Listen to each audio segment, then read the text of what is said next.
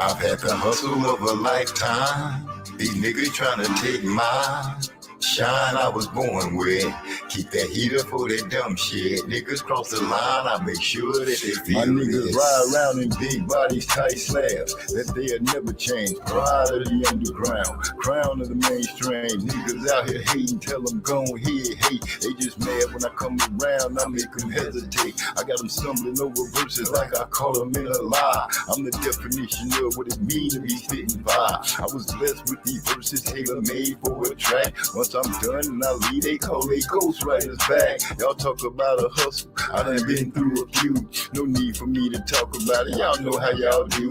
It don't matter what they color is or who they claim to be. It's best you keep your eyes on them closest to your Z. Fighting off this devil that been trying to take my life. I ain't talking physical, I'm talking all my kids and wife. This pressure getting to me cause my knees getting weak. Turn my head to the heavens, Lord, please help me. I had the hustle of a lifetime. I'm trying to keep my shine I was born with. Keep that heater for that dumb shit. Niggas cross the line, I make sure that new 500 track type. I've had the hustle of a lifetime. Niggas trying to take my shine I was born with. Keep that heater for that dumb shit. Niggas cross the line, I make sure that they feel this. I'm loyal, always changing, can't get locked on, that shit dangerous. I don't walk around in the hood, my body ain't made of stainless. I'm good where I step at, even though I keep that weapon closer, just in case the crowd start acting strange, talking like he old man. My brother's got a problem, yeah, we got a problem. I'm gonna do the math, I'm a problem solver, get it? I'm a problem solver. When it comes to my family, I will not hesitate. That's my one pet peeve, I will gladly give me straight. I've had the hustle of a lifetime. I'm trying to keep my shine I was born with. Keep that heater for that dumb shit. Niggas cross the line, I make sure that they feel this. I've had the hustle of a lifetime. Niggas trying to take my shine I was born with. Keep that heater for that dumb shit. Niggas cross the line, I make sure that they feel this. You can try to take what I was born with, but here's a warning, cause in the morning, your fam may be mourning. Alonzo, 33 shots, I bring the heat with the dormant. Trigger with dormant beasts and load the cannon. Gonzo, but this ain't the Muppet Show, this a bucket flow. I'm on your bucket list, you up Shit's Creek without a bucket though. Paddleless, I'm the catalyst for theory strategists who map out career trajectories for niggas who try to battle this. Obese nigga, my flow's bigger, now go figure. Put yeast in my dough so I can watch my dough grow bigger. More money, plus show honey. Call me Pooh Bear, I dig in the bowl like ooh yummy with a swole tummy. It's so funny, I'm so hungry, yet I eat humbly, cause humble pie costs no money.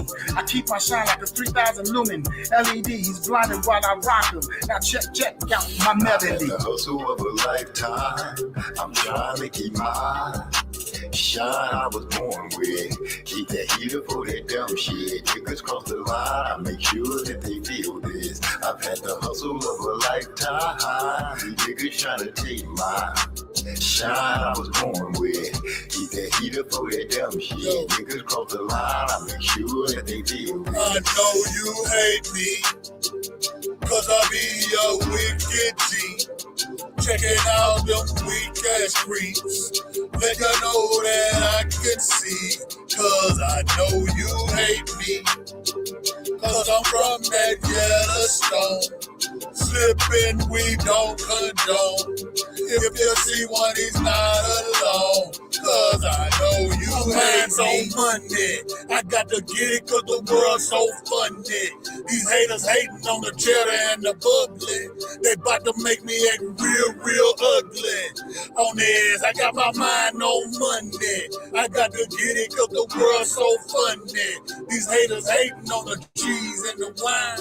They haters thinking they can steal my shine, but they can't.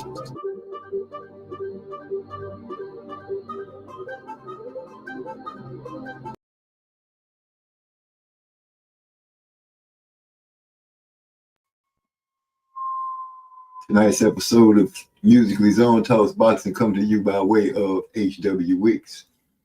Handcrafted candles. Their motto is relax and enjoy. Track titles. Where we get our music from. Background tracks. If you're looking for some music, background tracks, or just some hot tracks to do something to, holler at us. And we also come to you by way of the Block Fam. Started on Marlowe's Corner. We're going to always show love. Well, before I just dive right into it and go deep, I'm going to go ahead and relax like I always do, get myself into the mood and let the family, friends, or whoever's going to join us join. And then we'll get into the dialogue of what it is that we plan on talking about, or what I plan on talking about tonight. I want to hit on Ryan Garcia versus Ramirez. Seemed like turkey out of shape when he pulled something and got some things lined up. But it seems there's a lot of fights being spoke about and named and lined up. But it seems like, I might be missing something, but it seems like there's fights in between these fights. These are almost like what if fights. Not for sure yet. I don't really have a full grasp on it. But Haney versus Jose Ramirez, which I think that's a recognizable touch where people are getting a glimpse of Haney, because Ramirez does bring pressure. Then you got Bakole versus Ajagba, which so many people are straight just picking Bakole like as if he's gonna run through Ajagba. I don't see that. But we're gonna get into that and just talk boxing. The fight that seems to be on everybody's lip, but I'm not sure it's locked in yet. So far down the line is Crawford versus Canelo, which I'm still under the impression that Canelo was supposed to be fighting Score coming up, which means that if it is a fight, it would have to take place after that. I mean, Canelo had to get past Score, and I'm not sure if Crawford has a fight lined up, but there's a rumor swirling around and everything about that. I also understand that El Rayo and Gary Antoine Russell Jr. may be facing off. Still not sure yet with that. I'm just giving you what I'm getting as it comes down the pipeline. But as usual, I like to sit back, let the people get in, start getting comfortable, do our thing. And I always listen to a track or two till we get into the mood. So I'm gonna hit y'all with Hydro Blow, which is a song that's been played quite a bit, and it will be coming out in a couple of weeks. Much love to my partner, Decay. He knows high notes and bringing the song all together. That beautiful melody of a voice. But I'm gonna kick back, hit y'all with Hydro Blow, and I'll be back in the hot seat.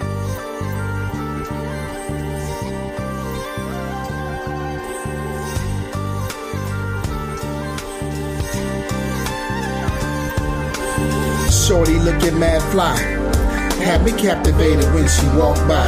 I'm serious, she had me feeling this tingle, son. Stimulated conversation after mingling. Honey was jingling and stretched jeans looking clean. Appearance would enhance any scene. Nah, I mean, feel me, really. I know it sounds silly, but looking at her was like puffing on a fat fillet. Relaxing, she had this natural attraction. She started laughing when she saw my reaction. Oh my, pass the name and number to the cell. Asked for mine, I said it's Otis, last name is Bell. Also known as the O, the B, the 3, the A, the S, the T. It's me, obese, and you get high. Then I'm your guy.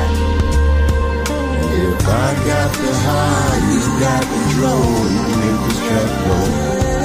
If I got the high, you got control. You can make this track go. If I got the high, you got control. You can make this track go. If I got the high, you got control, we can make this track flow. Say what you want, just be blunt, I can stand the pain. Take a ride on the great airlines, I promise you be glad you came.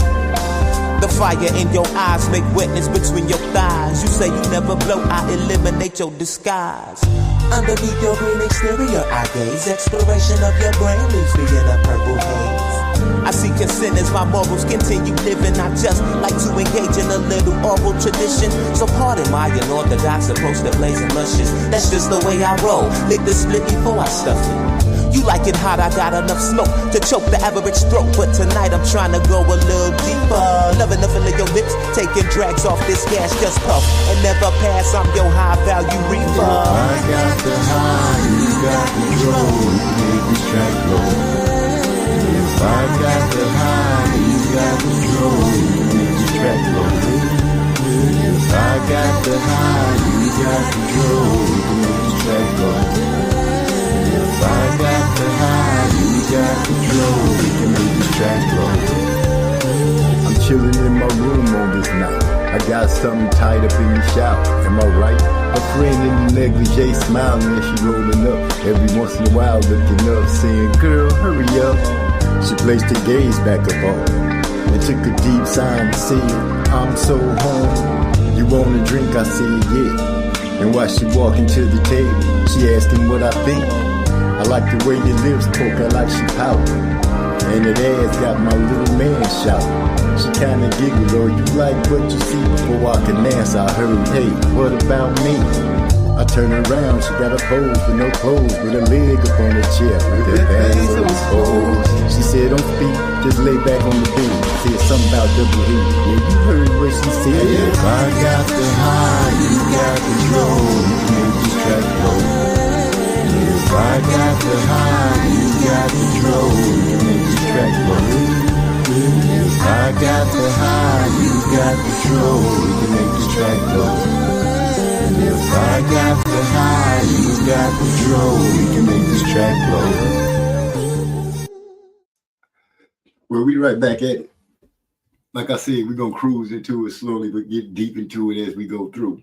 I see my brother Hiking able to join us for a quick minute. Don't know how long he'll be able to stay. But what's going on, bro? Yeah, what's up with it? What's up with it? You got me for like 50 minutes or so. What's up with it? Well, you know, as you can see on the screen, let me take you down so you can see it all. It says Ryan Garcia reportedly also tested positive for Ostrine in one of the New York Commission's drug tests, in addition to the 2 positive other tests for Ostrine already reported, meaning he had 3 positive tests leaning to the 1-year ban, according to Dan Raphael.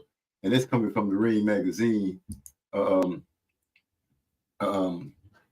That's coming from them. I wanted to touch on that because I heard an interview, and I can't pin down where I was listening to it at, where Turkey Al Sheikh was talking about being the, I think he was the prime minister of sports, and then he became prime minister of entertainment. And he was speaking about clean fighters being clean and stuff like that.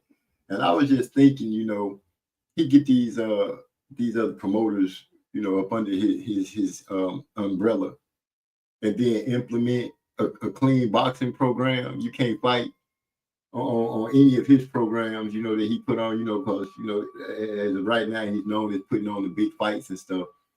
You can't fight on any of his programs upcoming if you pop dirty. You know, I think if he implement that, we'll get a hell of a lot of less finger pointing and more being able to make fights without holdups and breakdowns and negotiations. And he ain't ready to fight right now. He got, you know, some how to get sick and stuff like that. I think a lot of that will stop, but only if he's brave enough to do that. But heck, I might as well touch on it. When they first came out and said Ryan was fighting, they hit us with the pit bull, which in my opinion, I thought that would have been a tough fight for Ryan.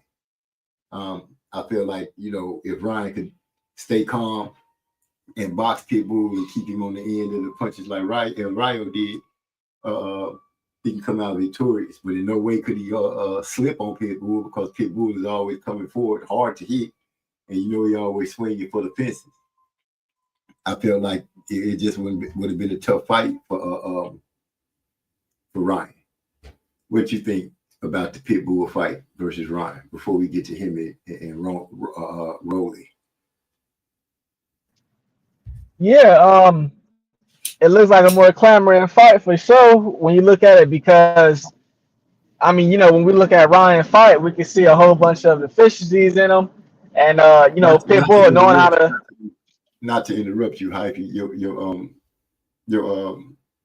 audio sounds a little disconfigured. If you want to bag out and come back in and try that, maybe to fix it.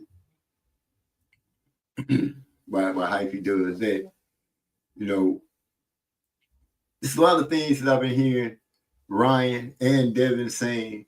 Since we're speaking on Ryan, I can speak on this part with Devin as well. You know, I'm hearing them say these numbers when it comes to having these fights. You know, 143 and a half, 140, you know, 5 and all this kind of stuff. I'm hearing these numbers getting tossed out by these guys, and I'm wondering why. Either you fighting at 140 and you're getting the work done, or you're not fighting at 140, you're going to fight somewhere else. I don't know. It's just crazy to me that neither one of them has chosen to fight at either 140 or, dare I say, 147. Looking at Ryan versus Rolly, I fully expect Ryan to win that fight. I know a lot of people are going to end up probably remembering the sparring footage between Ryan and Rolly some years back, and it didn't show Ryan in a good light at all. But with that being said, this is not the same Ryan, nor is it the same Rolly.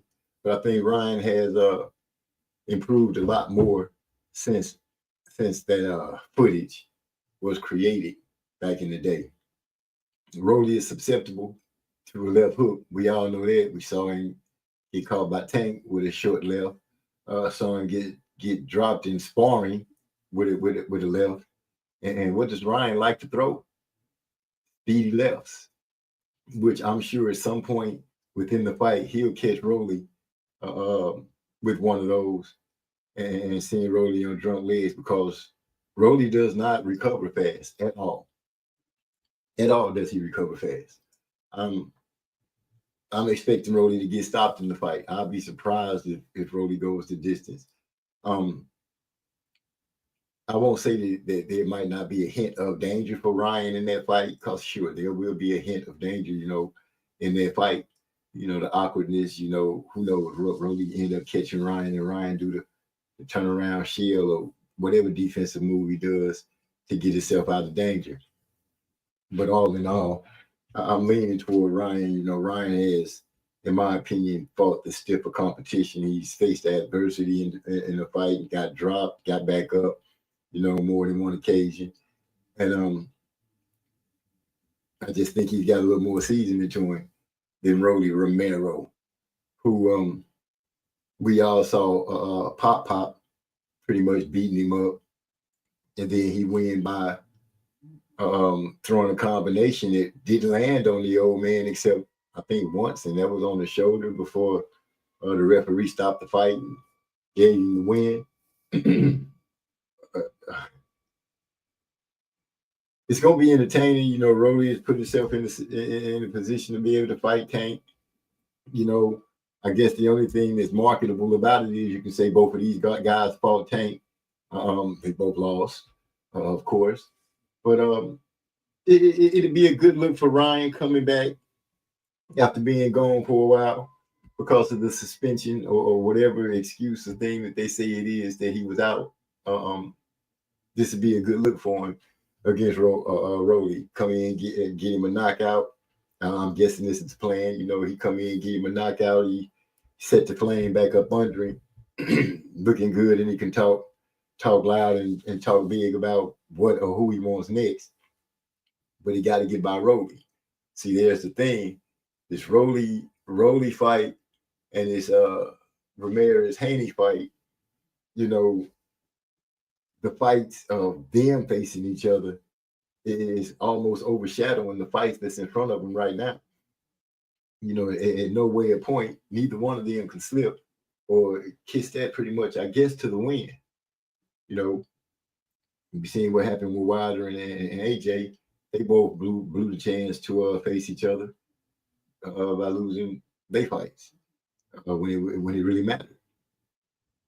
I guess what I'm looking at is, who do you give, talking to the chat, you know, who do you give the thumbs up in the Ryan Romero fight? Ryan, who I think, you know, is quicker than Rolly. I think he has a little bit of ring generalship than Rolly. I think he moves better in the ring than Rolly. He still has that chin up in the air, but he tends to nullify the chin being up in the air with how quick he can fire off those left hooks. My boy Hike said, "Peace, MZ. Turkey comes with the number." Oh, shoot, put it up so I can see it. Comes with another interesting card. Yes, true to the fact of that. You know, like I said, you know, we were speaking about Haney, Haney getting a touch that wasn't so dangerous, but you know, pretty much he needed an easy touch. I felt, to get back into the groove of things. Him fighting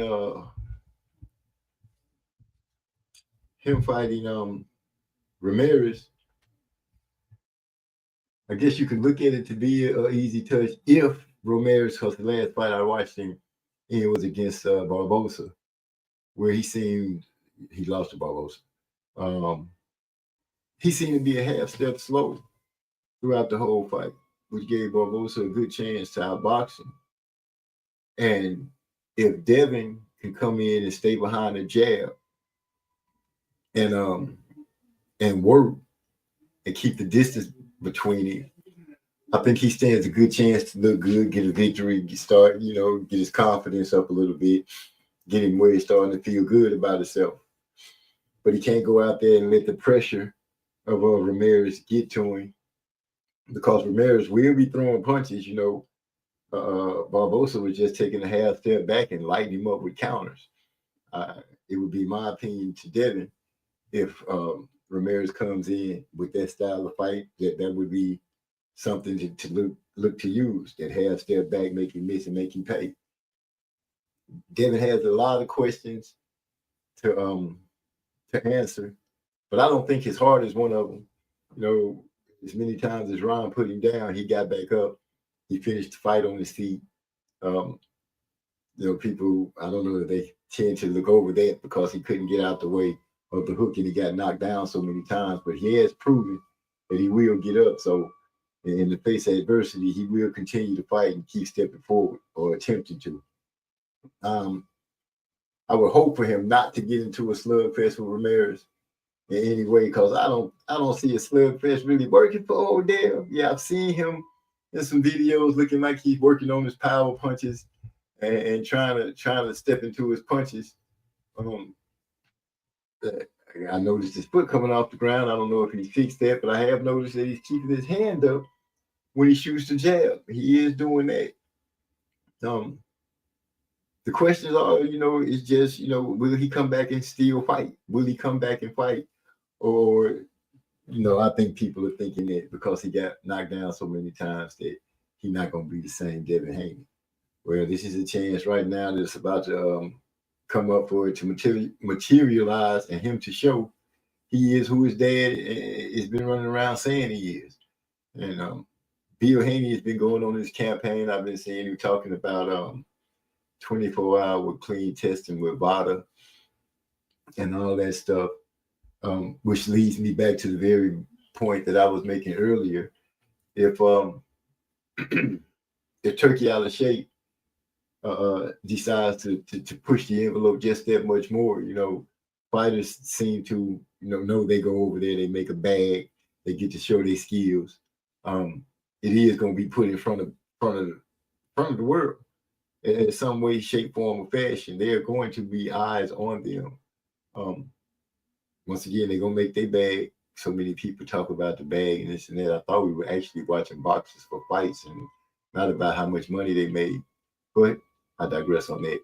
If Turkey implements that you have to be clean in order to participate or even be recognized or looked at as a participant in any of the reality shows where you know you can get the bag and you know you end up fighting again sooner than later, you know, it's a lot of perks to go with that. And I feel like if he put that into the mix, it would just be a good thing. It would be a good thing. I think we'll stop seeing people catching the flu or the COVID or whatever it would be to keep them out. In some people's opinion, I think it would help narrow out some of the bull crap to make it easy to point at somebody and say he ducking, you know, by getting that out the way. So if we can get pushed, if he can make a push like that and get closer to a clean fight, a clean sport for fighting, that'd be awesome. Napoleon Armstrong and fell into the house. Giving those muscles, man, showing up the strength to the family. What's going on, my brother? Glad to see you riding through. We talking about Ryan, Rolly, Devin, Ramirez. We're gonna get to Bakole and Ajagba. Who y'all might think walking away with the win in each one of those fights. The fight that seems to be trying to materialize, I'm not fully sold on it yet because it's so far down the line, and I'm still under the impression that Canelo was supposed to be fighting Skull, and so I'm just fully. It comes out, you know, something that I can really say credible, or somebody can point me to it. It's just a dream fight for Bud and Canelo, but I am willing to dive into that conversation a little bit because so many people are not giving Bud a chance. It's like they feel like Canelo is just going to be unstoppable or overmatching for Bud. And in my opinion, humble as it is, I don't see that. I see a good fight. I see a good fight. But going back to Ryan and Rolly, not laughing. I think the switch up from Pitbull Cruz to Rolly turned it into a, dare I say, an easier fight for Ryan. I could be wrong. You know, we know Pitbull is one dimensional, come forward, swing for the fences, but he's not easy to hit. It would have been a good bragging right for Ryan if he would have been able to light Pitbull up and drop him. You know, we haven't seen Pitbull touch the canvas, so that would have been a perk out of it. Or even if he would have been able to stop Pitbull. Oh my goodness, can you imagine the bragging rights and the hoopla that would have come behind that? It would have been easy to ask for a tank rematch and almost kind of call the cards and make him meet you more middleways in the table, seeing that you would have been able to stop Pitbull Cruz and he could. But you know, that's just all if he had been facing Pitbull Cruz. He's not facing Pitbull Cruz. He fighting the man that people are bringing up again, the old footage of he and Ryan fighting where he caught Ryan with a good punch to the face, and it looked like Ryan was running. And in my opinion, I think people will be making a mistake if they think that happened again. I don't think that will happen again. I think Ryan has been through enough good fights with some good competition to have him be a little more adept and prepared for that. Rolly being operated and you know, with that noise that he made when he throws punches. I just don't think he has the ring savvy as Ryan does. And I think Ryan outclassed Rolly, man. You know, it's no need for me to try to go into a whole bunch of things of what I think Ryan will do better. You know, we know that Rolly's he's a sucker for a left hook. We know that. We've seen it twice. We've seen it in the fight with Tank, you know, with the short left. Dropped him. He ran into that one. And then we saw the one that was in sparring But the dude got him up against the ropes and gave him one. So the chances of him catching a hook from Ryan is highly likely, in my opinion.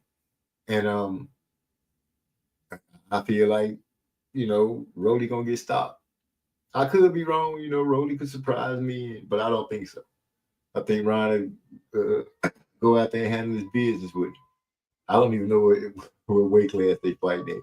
Is it 140? I doubt it, because Ryan can't make 140 from the way it seems to me.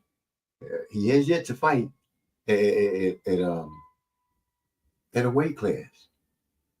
He get all this pub and all this credit, and he get to make this money, and he missing weight classes like a mug. But if people sign a contract to meet him at a special weight, then it is what it is, and he getting it done.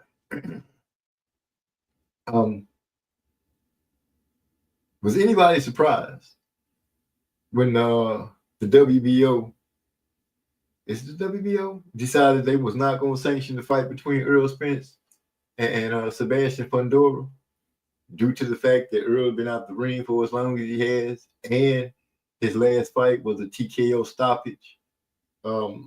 They also, if I'm remembering from what I read, they also made a statement that him just being up there, he not ranked in that he not ranked by them, and for him to just be able to jump in out of nowhere and fight for the belt, it's a disservice to their ranked contenders.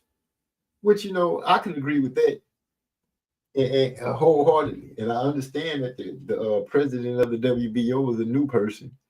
That's one way to come in enforcing rules that was supposed to be there. Now I know by me saying that, I could be biting off a lot, because people be like, "Well, MZ, what about when they take a belt from somebody after they get undisputed?" Well, you can't have one rule without the other rule, and if that rule was to pop up again, yeah, I'm sure I'd be salty about it. But at the same point, if he comes in following this rule and he sticks to whatever the bylaws of the WBO are from here on out, for as long as it's under his tender, then you can't do nothing but respect that. And if it makes it where a fighter has to go on a journey to capture a belt to be undisputed or what have you, then let it be. But I'm hoping that if he comes and does that when they're a person who should be up next to fight for the belt, if they're not trying to unify at the time, they would make those fights happen as well, instead of having these people jumping all around. Let these young talents get a chance to blossom and do what they need to do.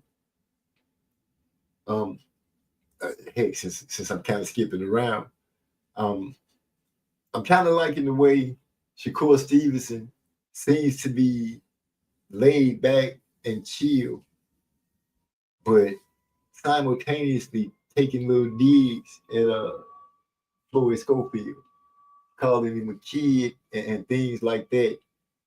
Let's say somebody maybe scapegoat. Personally, I think the issue with Earl, he tweeted, "I will fight when I'm ready." Bud ruined that man.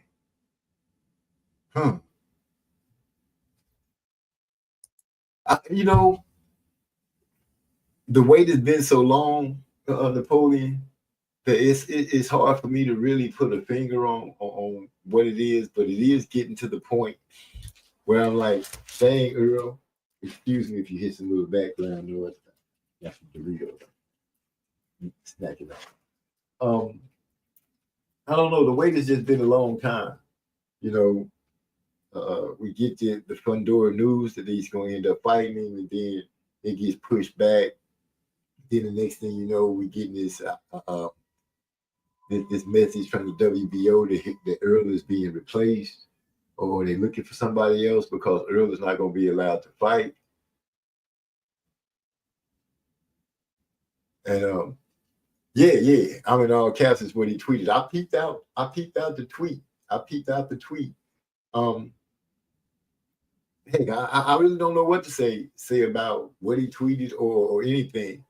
It was a pretty good beatdown what Bud put on him.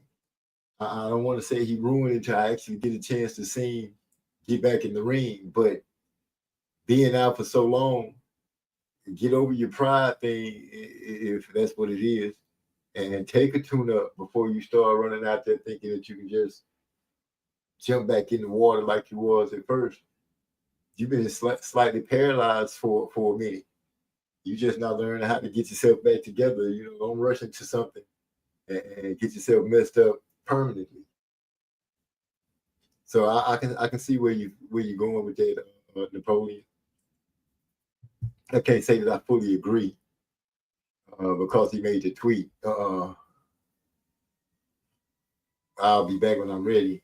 He could have just been saying it. I don't think it coincides with saying that he's ruined. I want to get a chance to see what he does or how he performs next time he gets in the ring. But I'm getting to the point. I'm like, dang, how long we got to wait before he get back in the ring? You know what I'm saying? It's been a hell of a wait. A hell of a wait. I don't even know what kind of weight to put on it. That's how long it's been.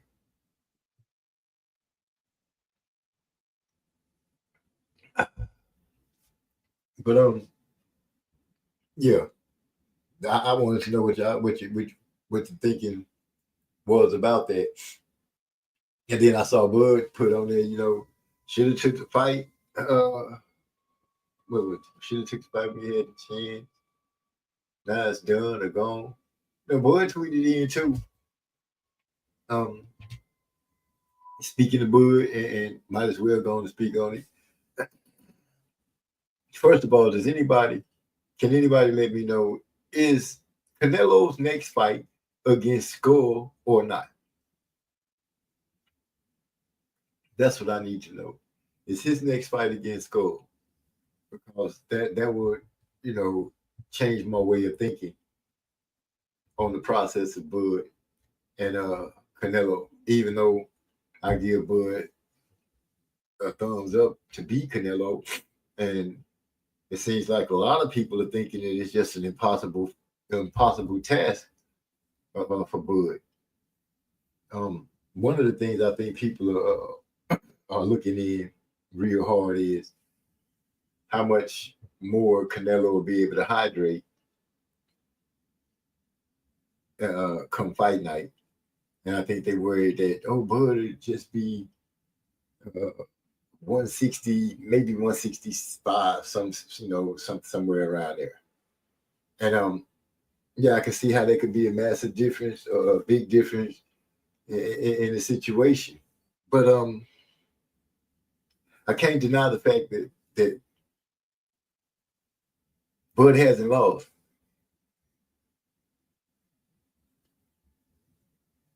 Let me see what we got. Maybe he can stay able to Jay, he's not fighting that giant. Glad he's not fighting that giant. Thurman fighting the bum on March. Maybe Earl willing to go that route. Who is Thurman? Brock Jarvis. He fighting Brock Jarvis. I peeped out old Brock. Brock throws some punches and stuff and has movement at the waist. Likes to pull straight back. And he keeps his head on the line. I don't really know what Thurman's end game is here, seeing that he's been out the ring for a very long time himself. I'm sure his argument would be that he's been able to rest and his body hasn't been absorbing punishment. So he's like a younger, however old he is, he's like a younger version of that because he hasn't been taking the beatings that the other guys have been taking. I'm pretty sure he'll be able to flip it around in some kind of way. But like I said, I don't know what Thurman's end game would be. Even if he takes this win, which I don't know, we don't know how far the time might look on Thurman. Can he still move? Is he still one time, or is it going to take him a few times to get somebody out the way? Even if he is able to get him out the way, he wasn't able to get Mario Barrios out the way, was he? He had to take that full distance. I guess Brock Jarvis is a safe enough fight for him to come back with. like I said, the guy likes to pull straight back, which are playing to Keith Thurman's hands in some ways. I don't know how good his lunge punch is still going to be, but we have to see. I'm just tripping that out of nowhere, man. Here comes Keith Thurman with a fight. That surprised me when I saw it. Where's Gil Coles? Because I know Gil Coles got to be loose because Keith Thurman, that's his guy. You know what I'm saying? That's his guy. You can't tell him nothing about Keith. Keith, when everybody was clamoring for Earl and Keith and all those guys at that time, boy, you couldn't tell Gil Coles jack about Keith Thurman. Keith Thurman, he was riding with Keith Thurman over everybody. I think he was even riding with old Keith against Bud. Can't remember. I know pretty much everybody. Pretty much everybody. So we have to see how it turns out with old Keith and Brock Jarvis. I think they fight March 22nd. Yeah, he surprised me, right? That's why they might be a good fight for both. Or Earl and Danny. Earl versus Danny rematch at 54. Danny still fighting? Dang, you hit me with it. I haven't thought about Danny. I thought he was more into his promoting now. I actually thought Danny was retired. And that could be a good, Earl versus Danny rematch. I feel where you're going with it, but I thought Danny was out the game. I thought he would just go ahead and getting his promoting on. But I don't know, boxing taking some strange turns in it. But Turkey Alashik seems if nobody's said anything about if Canelo was fighting that dude's skull or not. But if Turkey ends up getting the Crawford fight and Canelo fight, people, he gonna get his props. They're gonna be like, oh, it's not a fight Turkey can't make. Turkey Alashik can make the fights. But I still would like for him. It sounds like he, listening to him speak on the interview that he was on. I gather from the words he used that he's not with people juicing and that kind of stuff to get an edge in sport, So I'm hoping that he implements something as a tag to being able to fight on his cards or the cards related with Riyadh. I'm really hoping that he does that. Remember Senator John McCain, rest his soul, he tried to do it back in the gap, but he just couldn't get enough people behind him. I'm thinking if Turkey make that move, I think fighters will fall in line. I think they will. Ryan always running around talking about he don't want to test with VADA. He want to use his own company, but I'm like,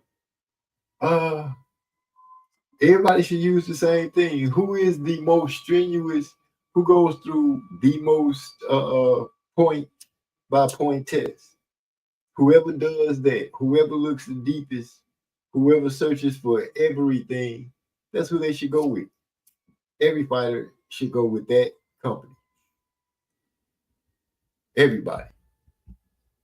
That way they know, it was tampered with anything like that. Because the tampering with these companies, I'm like, but that's their reputation. That's what make them what they are. You can't be having somebody poking holes in their reputation, talking about something was tampered with in their possession and they running the test. Heck no. That would be insane. Napoleon said, good, the sport should be clean. I agree with that 100%. And any fighter that seems to have any kind of pushback against that, you got to look at them side eye. I don't care who they are. I don't care who they are. The sport is dangerous enough with what they're doing with the weight loss and all that kind of stuff for somebody to be taking something to enhance what they, enhance their ability, other than hard work and training. But I ain't gonna harp too much on that. Because at this point, like I said, I got to give Ryan the thumbs up over Rolly. I just don't see Rolly beating Ryan. With Haney with Ramirez, Haney's this is Haney's chance. This is the comeback. This is coming out party after the disastrous fight with Ryan Garcia. No matter which way you look at it, he lost. He did get up. He got up every time he got knocked down. So he got up one time more than he got knocked down. So I give him that. But he said that's almost criminal in the contact sport. It is criminal in the contact sport for you to be taking something and then going out there and performing. That is straight criminal. You enhanced yourself and you took an edge to win. You cheated. Yeah, it's criminal all day long. People have fallen victim to that. Rod X has fallen into the building. What's up, my people? What's going on, Rod X? Glad you can make it through. We just sitting here chilling as we always do and running on through this boxing stuff that seems to be popping off lately. I was just on getting ready to run across Devin Haney and Ramirez. Like I said, Ramirez is going, if he fights like he fought Barbosa, like I said, if he's on the front foot and he's a step behind, then Devin should be able to take that half step back and counter him all day. He should also be able to rip some to the body. We've seen Devin go to the body, work the body against Loma Chico. But boy, Champ Ross just slid into the building. What's up, MZ? What's going on, Champ Ross? How you doing? Glad you could slide through. It's always glad to see the family roll in. We get started a little early, that way we can catch the faces that we haven't seen in a while. Sit back and talk about some things. But as I was saying, if this is Devin's chance to get a little of his graces back with the fans. I think, Bill's still making it hard for people to swallow the Haney because of the way he's talking. Devin's ushering in at 24/7 drug testing, and he's still doing that song and dance, which you got to give him. You got to give him an A for not changing up the game plan, even though they took a hell of a loss against Ryan. He'd be right back at it, doing the same old thing, still pushing and going through. Missed you guys this season. Wait for y'all next season, April, fellas. The new season actually caught me by surprise. I didn't realize it had started until after Big E was like, he had put his picks in one day that we were talking. I was like, it started already. He was like, yeah, bro. I'm like, dang, man. So yeah, thanks for letting April. Put that on my calendar. I'm gonna tell Big Bro to remind me though, so I don't miss out. I gotta get back in and redeem some things. Say we need you guys brilliant minds. We need y'all brilliant boxing minds picking these fights. Hey, I appreciate that. But Devin, this is his chance to get back in the graces, at least get some light shined on him in a positive way and get a lot of the negative light pulled off of it. The lawsuit didn't fit good with people. Getting the O turned over, getting the loss turned over, really didn't sit well with a lot of people. And they just pretty much wanted to see Devin go right back in there and face Ryan and get it back like that instead of the big long saga that's been laid out in front of us. Devin getting a tune-up fight, a softer touch than just running straight back in there to Ryan. It is, in my opinion, a better move for Devin to get his confidence back. And this fight with Ramirez, I think, would be a good confidence builder. Ramirez is not, he's not that fast. He's not super fast. He does let his hands go. Some people might say he a little long in the tooth. Okay, I can go with that. But he's still dangerous. And at this point, Devin needs a little opposition in front of him, but something that's not so overwhelming that he can't deal with. And this is the perfect chance for him to show that, to be able to display his speed, display this power that he's been working on, display the ability to make Ramirez miss and to counter him, making pay, and box to a good victory. This is his chance to do that. And then it would make a little more sense to talk about he and Ryan facing off, because I do believe in order for them to face off, they got to both get past the people that are in front of them. And you would expect by who the names are, you would expect them to get past those people. But this being boxing, we have seen crazier things happen where the so-called person that you knew was going to get past the person ended up losing. And can you imagine Rolly beating Ryan, throwing some awkward ass punch and lighting Ryan up, but Ryan can't get it together and end up losing? Can you imagine that? Can you imagine Devin coming back out and boxing well and some kind of way end up just losing to Ramirez? That would just blow the whole thing up. But that's the beauty about it. Like I said, in most minds, you would think that Rolly would be that Ryan would be walking away with the win. And if I had to, really push the thought, I would think that this is a chance for Devin to come back, show that he got back on the drawing board, and got the game plan back together, and is back and ready to work it.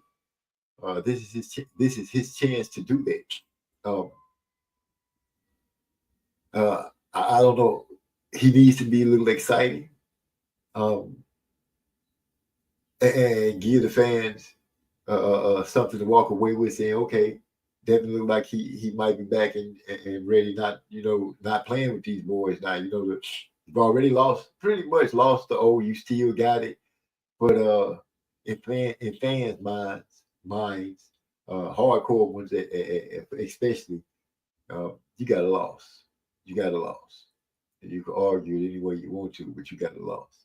Ryan can't play and let Rolly get lucky. Tap that chin ASAP. Yeah, I agree with you with that one, Napoleon Armstrong. He can't go out there and, in my opinion, clown like he was doing with Devin. I think he was in Devin's head in that fight, deep in Devin's head. I think he just had them all the way thrown off from the word go, when he started using his antics and everything, and the things he was saying and the way he was acting. They fell right into the trap. But going out there with Rolly, I think Rolly, in Rolly's mind, he could beat these boys. Rolly disrespect those boys. And I think that the footage, Rolly gonna let his mind go back to when they were sparring and how it looked like Ryan was running from him. I believe that is a possibility that could happen. I just hope that Rolly realized this is not a few years ago. This is up to date. And Ryan is a little seasoned now. Ryan, feel like he's been fighting some of the best competition areas to face. And Rolly don't stack up to that. Ryan fought Tank. Ryan fought Devin. What's the other guy's name? That dropped Ryan, and he got up and dropped him, hit him with a body shot, folded him up and ended the fight. So, Ryan has had some adversity in the ring. Biggest adversity Rolly had, he did fight Tank, but then he went out there and let Paw put paws on him. Y'all know who I'm talking about. I can't think of the fighter's name, but the old man that they gave him the win on when Rolly threw the 4-punch combination and didn't hit the dude. Should be hilarious leading up to the fight. Both have antics. You right. Rolly be talking that crazy off the wall. And Ryan, Ryan got a slick tongue too. So you know, I look for both of them to be hurling insults back and forth. My boy Eric R is in the building. Say salute, family. What's going on with you, my brother? Glad to see you in here. We just chilling and, you know, talking that talk. Smoking this blunt, got no stop there. Yeah, I think it will be funny. Rolly, I don't know. Ain't no telling what Rolly gonna be saying. You can guarantee. I don't know. He like to call the boys ugly. So I'm pretty sure he'll throw a couple of uglies out there for Ryan. Talk about how slow Ryan is, and Ryan ain't this, and Ryan ain't that. You know, Rolly unfiltered when it come to talking noise about his competition. And if I can remember correctly, the last interview I saw him in, when they asked him about it, he was talking crazy about Ryan then. So yeah, it'll be an exciting build up. The antics should be great, but what I'm excited to see and can't wait to see is what kind of promotion Turkey Neil gonna put up, because you know they promotions be off the chain. Got to give them a A+ when it comes to promoting the fights, when they put their little commercials out about them. So I'm looking forward to that. Barrioso is that? Oh, the old man that was whooping Barrioso.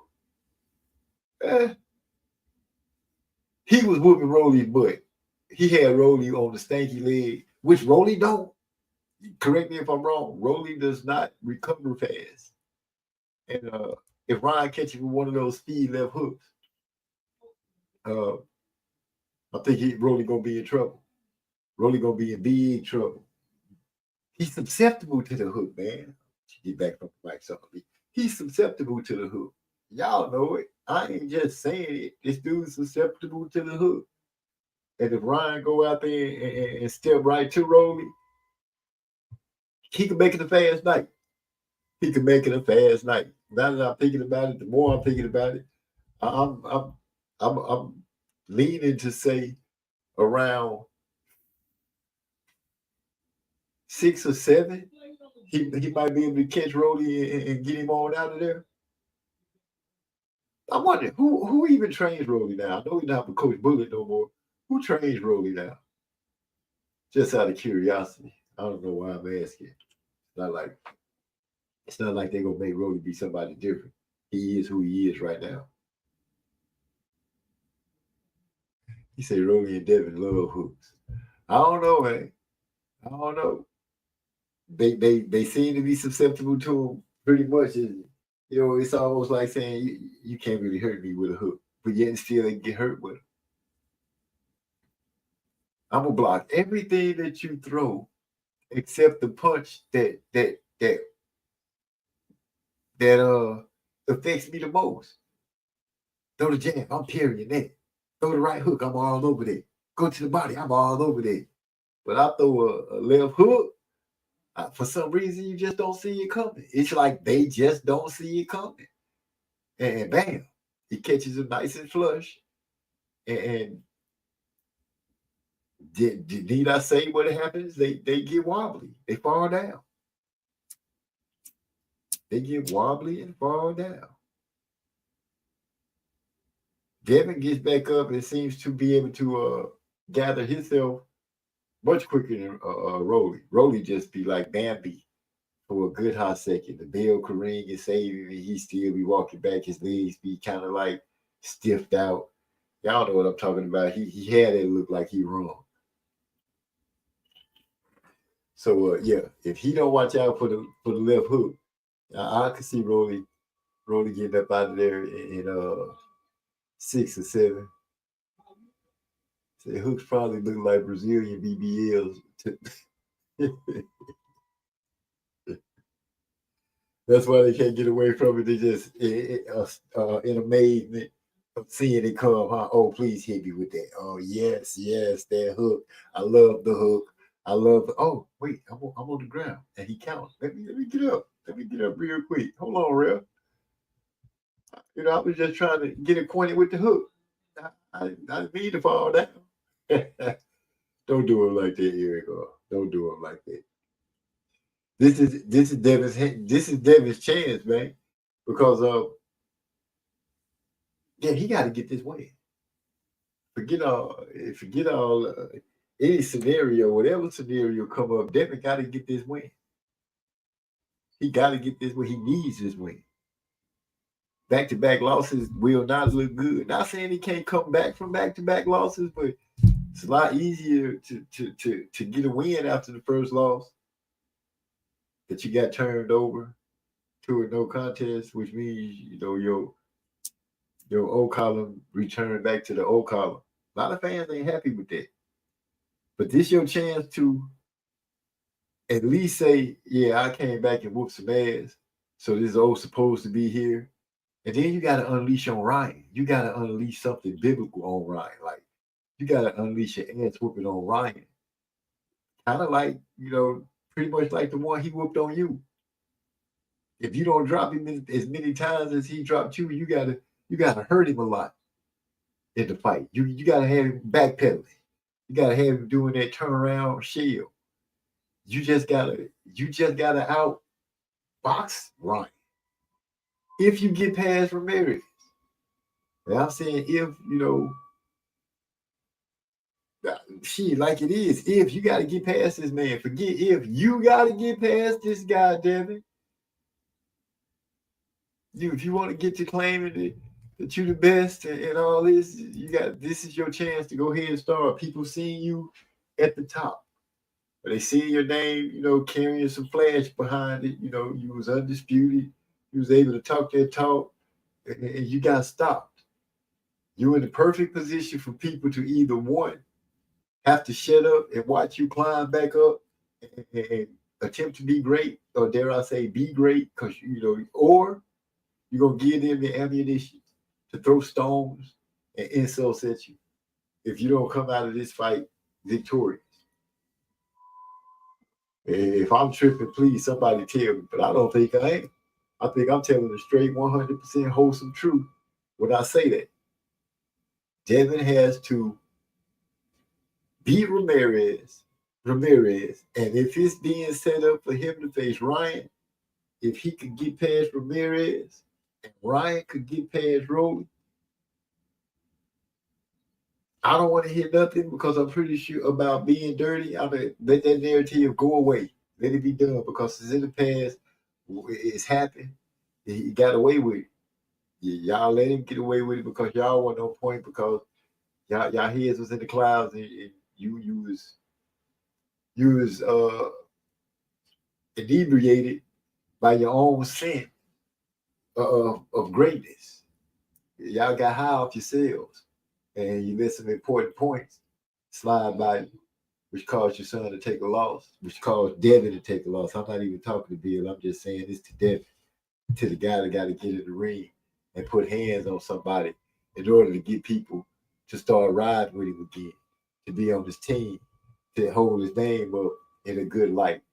Just slowly start forgetting about the things that's happened outside the ring and that ass whooping. That ass whooping gonna be hard to make people forget about. But if you come back and you whoop over Ramirez, and then you find yourself facing against Ryan Garcia, you find yourself a chance to be facing him again, that is a ass whooping. I'm telling you, you gotta unleash one of those ass whoopers that the mamas and daddies would pass out in the 1970s and the 1980s.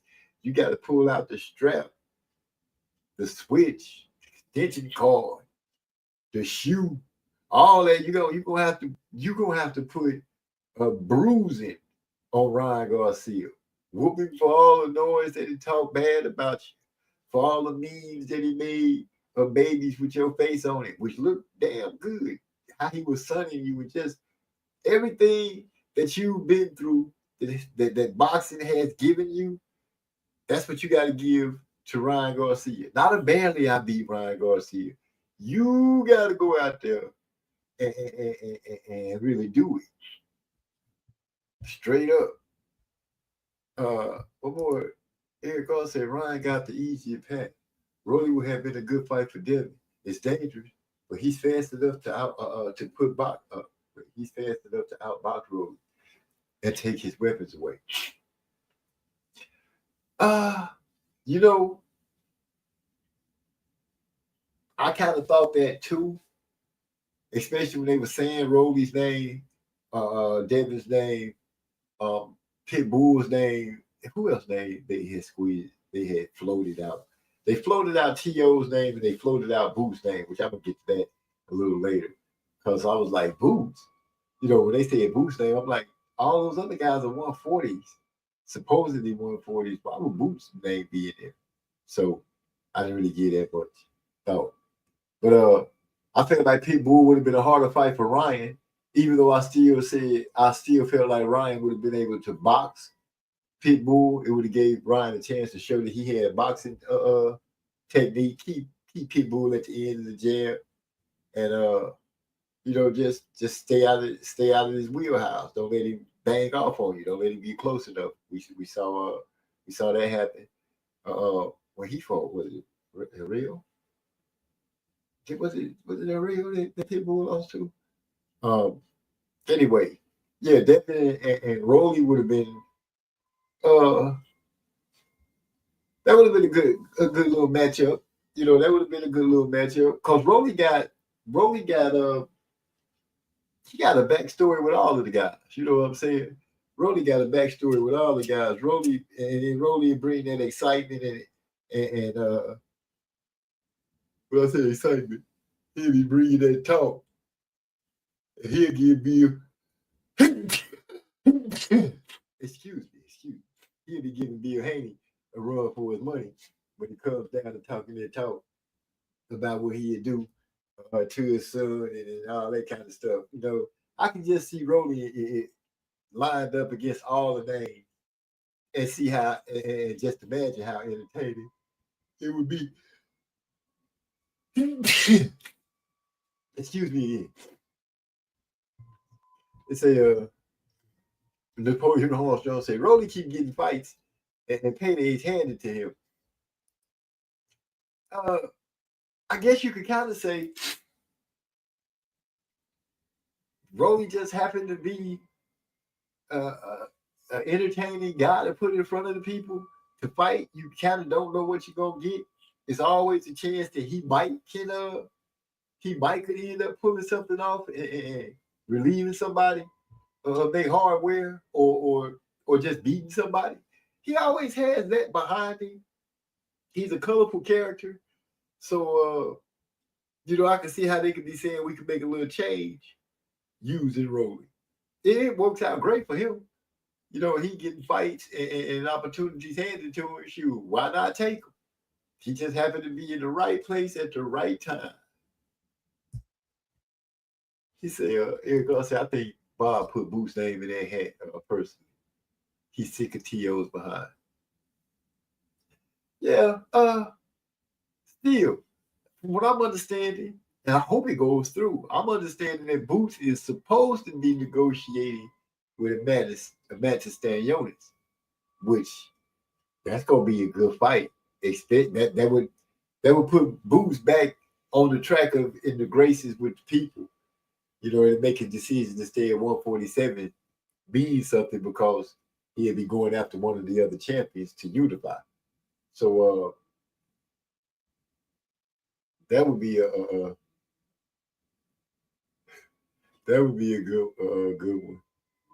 one. Stanionis and Boots. That'd be a good one. Other than that, the rest of the names you just don't mean nothing until they officially say, I'm going to 147 or something like that. Then what can you say? Philip say he's going good easy and got Haney with a heart. Well, honestly speaking, Haney gonna have to come on with it. You know, straight up. Perfect example to this generation. That they lost doesn't matter. No, you know, a loss never really has mattered. The only person that really made it of such a big deal was Floyd Mayweather. But you know, that was part of his persona. That was part of what made him go. If he lost that O, I don't know if we would look at Floyd, you know, the same way. We still respected and enjoyed his fighting and stuff, but a lot of what he is depended on that OB in there. And these guys, a lot of these guys in this generation, I'm sure it's good to be undefeated. It feels great. If you put your mind in there, it feels great to be undefeated. And to lose is not something that one look forward to. You fight, claw, and scratch tooth and nail when you were supposed to stay undefeated. But once that loss come, yeah, you get overridden with emotion and everything like that. But once you realize that, okay, so we took a loss. Now you can go out there and play with unhindered, fight unhindered. I think it's it's a good thing that they can take a loss. It doesn't kill a career. It might set you back a little bit, but if you really one of those warriors, it don't do nothing to you. But you can't take a loss and be gone for a long time. That I think that plays a big part. I think that plays a big part in your fans kind of turning their back on you, because the fans will turn their back on you real fast if you just missing to be missed, especially after you take a ass whooping. I think the year or close to the year for Devin and Ryan, it was perfectly timed out. It seemed like things are starting to kick off. Turkey seems to have stepped his push in the game a little more, where a lot of things might start to happen. I hear Rayo may give Gary Russell a shot next. I saw that myself. I saw that a video of Gary Russell. I spoke on it earlier. If he end up fighting a Rayo, you say he giving him a shot and he coming off a loss, but hope dude don't think Gary's sweet. No, I don't think Rayo think that. Pollo wasn't Pollo that beat Russell that long ago. He gonna be a problem for everybody that face it. He just gonna bring it. What I'm trying to say here. I want to see Antoine come on and get back on his winning way. You know what I'm saying? That's what I want to see. I want to see if I want to see him come on back and bring that work again. I would like to see him become a champion. I really would. I would like to see Gary Antoine become a champion. I appreciate y'all welcoming Philip to the show. Feel free to join the conversation anytime. Where's Gil Coles at? Because I need to see how he feels about Keith Thurman showing up out of nowhere, just risen from the crypt out of nowhere. Keith Thurman name just spring up on something.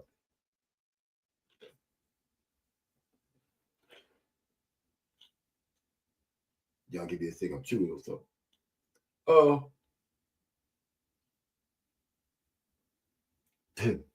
Rolly gonna be talking crazy. I can't wait till they start kicking off the little pressures and everything. We get super close to Davey versus Davey. Man, that's gonna be a good one. Lala D is in the house. What's going on, sis? What's going on? Yeah, Thurman back. Forgot about him. Thurman is back. Bigger, better, badder, faster, more seasoned. Thurman is back. He finna come back and talk that talk. I just want to see. I think he should make a good, decent showing against that dude Brock Jarvis. I think he should be able to make a decent showing on it. But damn, I'm just like, Keith been out the game, out of the conversation so long. It's like unbelievable to hear them saying he getting ready to have a fight. It's like, for real? I thought he was done with the game, out with it, finished, finito. Thought he was. I don't know what I thought he was doing, but I didn't think he was boxing. He hadn't crossed my mind as being in a bout at all. kind of like bringing up Adrian Broner's name when they was talking about David fighting on BLK Prime. It just made no sense to me at all. Then out of nowhere, I see a video of Adrian Broner talking about he's still in shape, just ain't got no date. Like, come on, man, y'all stop it. Stop it. At some point, you got to realize you just ain't got it no more. He needed that bag. I feel you. I feel you. But shoot, he said Keith just playing. In my opinion, in my opinion, till I see him in a way.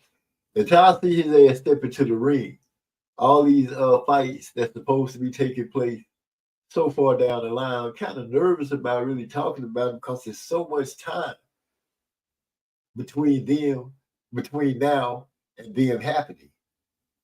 That's the one thing that kind of throws a little damper on it for me. But I guess it's the closer we get to it, the better I'll feel. I'll feel about it. I can't say that I was shocked about the Earl Spence news. It didn't shock me at all that he ended up. It shocked me that he ended up being replaced on the fight, but I wasn't like shook about it, because they were supposed to fight at the end of last year. It got pushed to March. Then it got pushed again. Now he out. The cryptic tweet about I'll be back when I'm ready, and coming, doing a little tweet about could have been juicing to the gills and all that kind of stuff.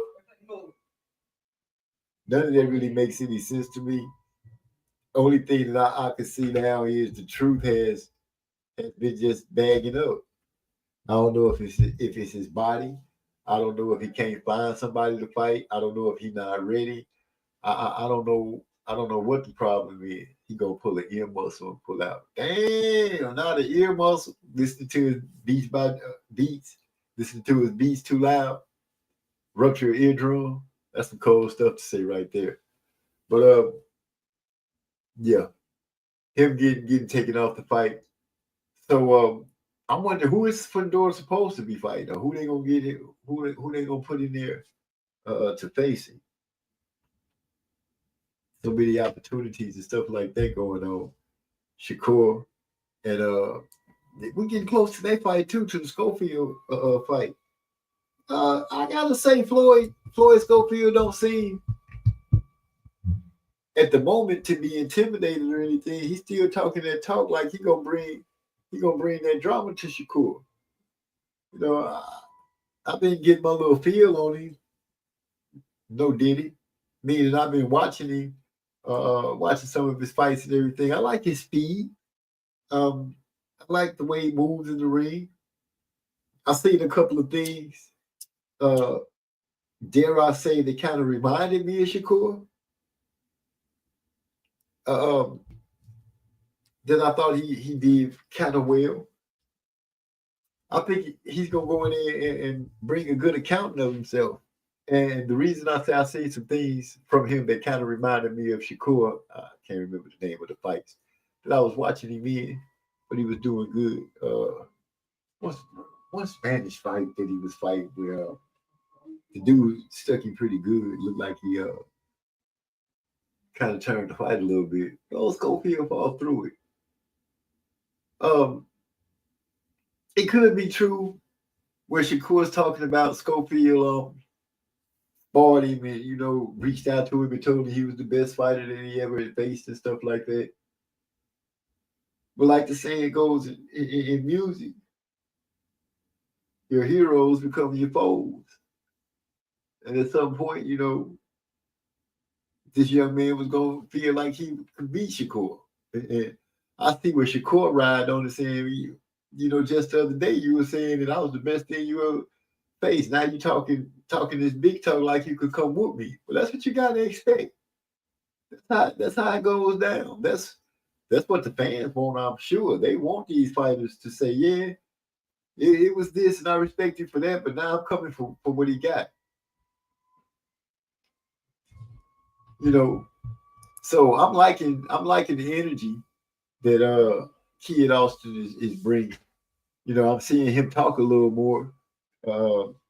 His dad, you know, still jumped in the interview. His son was doing the interview by himself.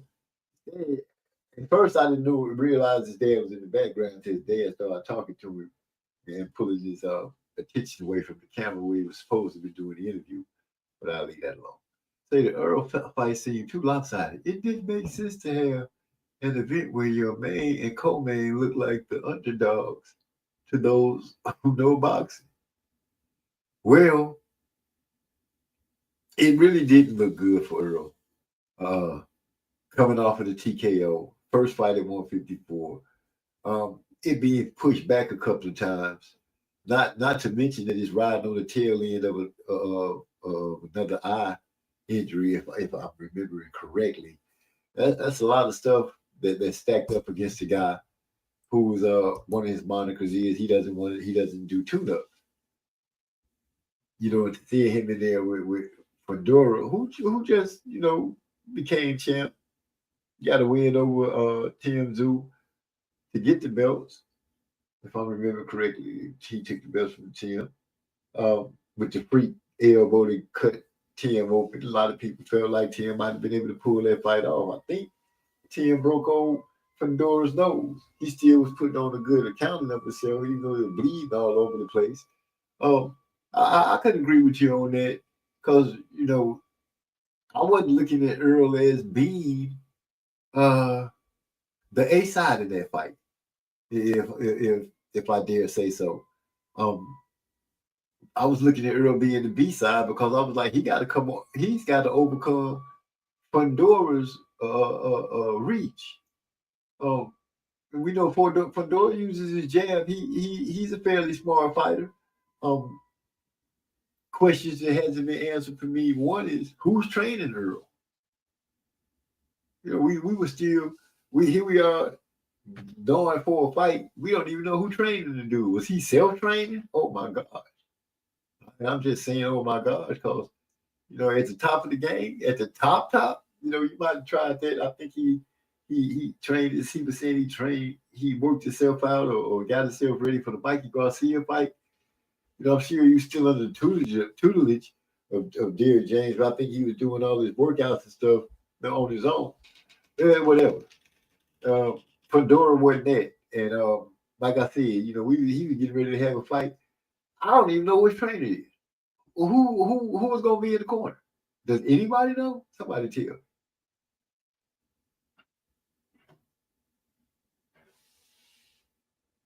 He said his mom, not his dad. I heard he called it domestic. He couldn't leave the country. I thought they were. No, the interview I saw them in Napoleon, they were together. The dad was with him because he later came into the frame and sat down on the couch with him. I want to say it was on the Boxing Voice. It might have been the Boxing Voice that I saw it on. But yeah, his dad came in and sat down with him and started talking about it. But he being funny. I don't know, because people be saying the dude dad is spicy. I guess. Kind of lost my train of thought, but I'm gonna catch you back. I'm liking the way Kid Austin is talking. Shakur kind of talking, you know, like a laid back OG, calling Kid Austin the kid and all that. You know, he almost seems like he's playing it like a dismissive type of way. And he's saying that he is levels to this, and he gonna show Kid Austin what it is. That would be a beautiful thing to see the baby world be to come out there and put on a master class showing against the formidable opponent. I would like to see Kid Austin go out there and really make it the fight where people go away from it saying, man, that was a hell of a display that I just laid my eyes on. So Earl has a big mental hurdle to overcome, maybe physical too. I wonder if he can pass an exam. Wow, you're bringing in a lot of good questions. If he can pass the exam, we haven't really got word that he hasn't passed one. But in the same sense, we haven't got word that he has. The mental part of it, taking that loss to Terrence Crawford, that is a serious mental hurdle to get over. It's a lot of questions. It's a lot of questions that need to be answered for early Truth Spence Jr. And I'm not saying that in a disrespectful way, but it's for boxing fans and people that want to see you go out there and perform.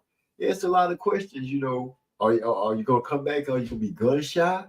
Or are you going to still have that get behind the jab, move forward, go to the body type style? Are we going to see some slight variance of the way you fight? It's a lot of questions.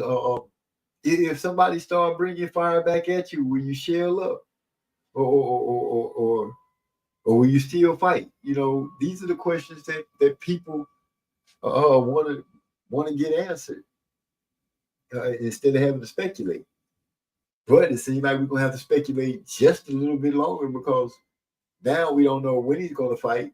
On top of that, as far as the WBO is concerned, he's got to get himself ranked. This time out the ring, it's starting to really show, especially with these sanctioning bodies starting to move. The WBO, like I said, their new president came in and he pulled the trigger on Earl Spence like bang right away. He got that ball moving and gave the reasoning why he was taking Earl Spence. He wasn't sanctioning that fight for his belt. And shoot, I agree with the dude. He couldn't go to London to join Shakur. Okay, yeah, I know. I saw him speaking on that, and he was saying, Napoleon, I saw him speaking on that, talking about Kid Austin, that is. He was saying that it was something about his passport, where he had to get another passport in order for him to go. Shakur was talking about, he was saying, I was looking forward to seeing the kid. I hope he don't pull out. Shakur took the chance to poke the man a little bit, to poke at the youngster, and like I said, in my opinion, Shakur playing it like an old laid back G right now. You know what I'm saying? He feel like I got the resume. I fought the better fighters. I've been a champion. I know what it's like to be under the bright lights.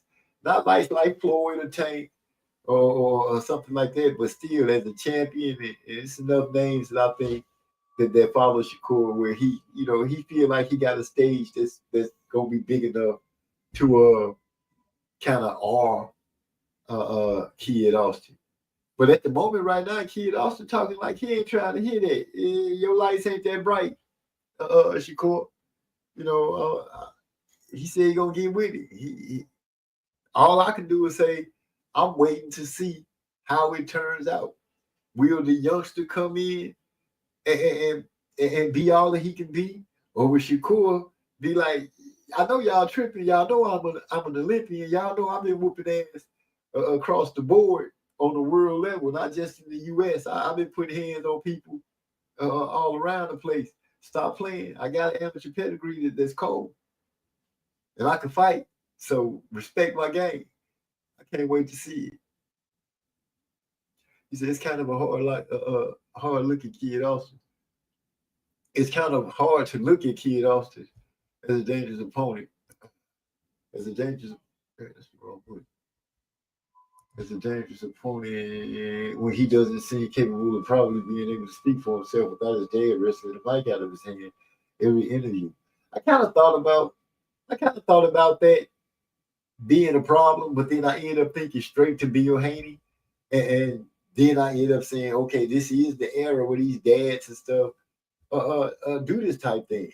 Because, like I said, the interview that I saw the young man giving, and he seemed like he was doing it on his own, and I felt like he was doing quite well. His dad inserted himself into the interview by talking to him off camera. But shoot, I guess what can I say about a dad loving his son? I love mine, but I don't think I'll be taking the spotlight from him. Now, what I can say is looking at the fights that Schofield had, his dad do kind of step in the background instead of being all on him after the win. He kind of let him shine by himself, throw his hands up and stuff like that. But as far as the interviews go, maybe his dad knows something about Kid Austin. We don't know. Maybe he feel like his son won't give the right answer, or will give an answer that would end up causing more of a problem than helping. And if anything, maybe he's stepping in. So if the wrong thing is said, the heat could be on him other than his son, so his son can concentrate on what it is he needs to do. And if he's doing that, he's kind of hindering the boy, and he needs to let him go ahead and develop the thick skin and learn what to say and when to say it. I don't know, but I do feel and understand what you're saying about him just not letting his son talk and do the interviews himself. So he didn't take the Bud rematch, so it's mental and or physical. That's the long layoff. Talking about Earl and Bud.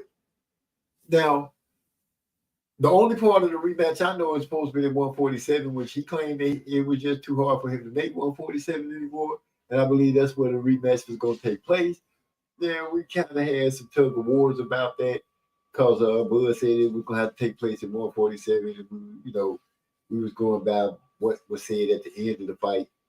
So I can't blame it on that. Them not fighting at 147 because he had said he just couldn't do 147 no more. So with that part, I don't know what to say. The mental part, I'm kind of leaning with you on that, Napoleon. I'm not fighting you on that on the mental part, cause you're coming back from a TKO. You know what I'm saying? You're coming back from a TKO. Thus brings up my question about people wanting to know if he'll be able to. If punches start coming on and people start bringing heat, how is he going to react? What will his reaction be? How will he take that? Will he be the same come forward, bring pressure fighter that we grew to love about Earl Spence, or will he end up being timid? These are the questions that we want answered. And like I said, I agree with you on the mental part. I'm not even disagreeing with you on the physical part, because so many different things have come up over the course. He had 2 eye surgeries. Get to playing with your vision. That's a dangerous thing. Sugar Ray went through that with one of his eyes. I think I'm not for sure. Is he blind in one eye, or is he in danger of going blind in one eye? Either way, I agree with you. Yeah, I agree with you. Yeah, it could be mental and physical. Therefore, the long layoff. I go with you on that.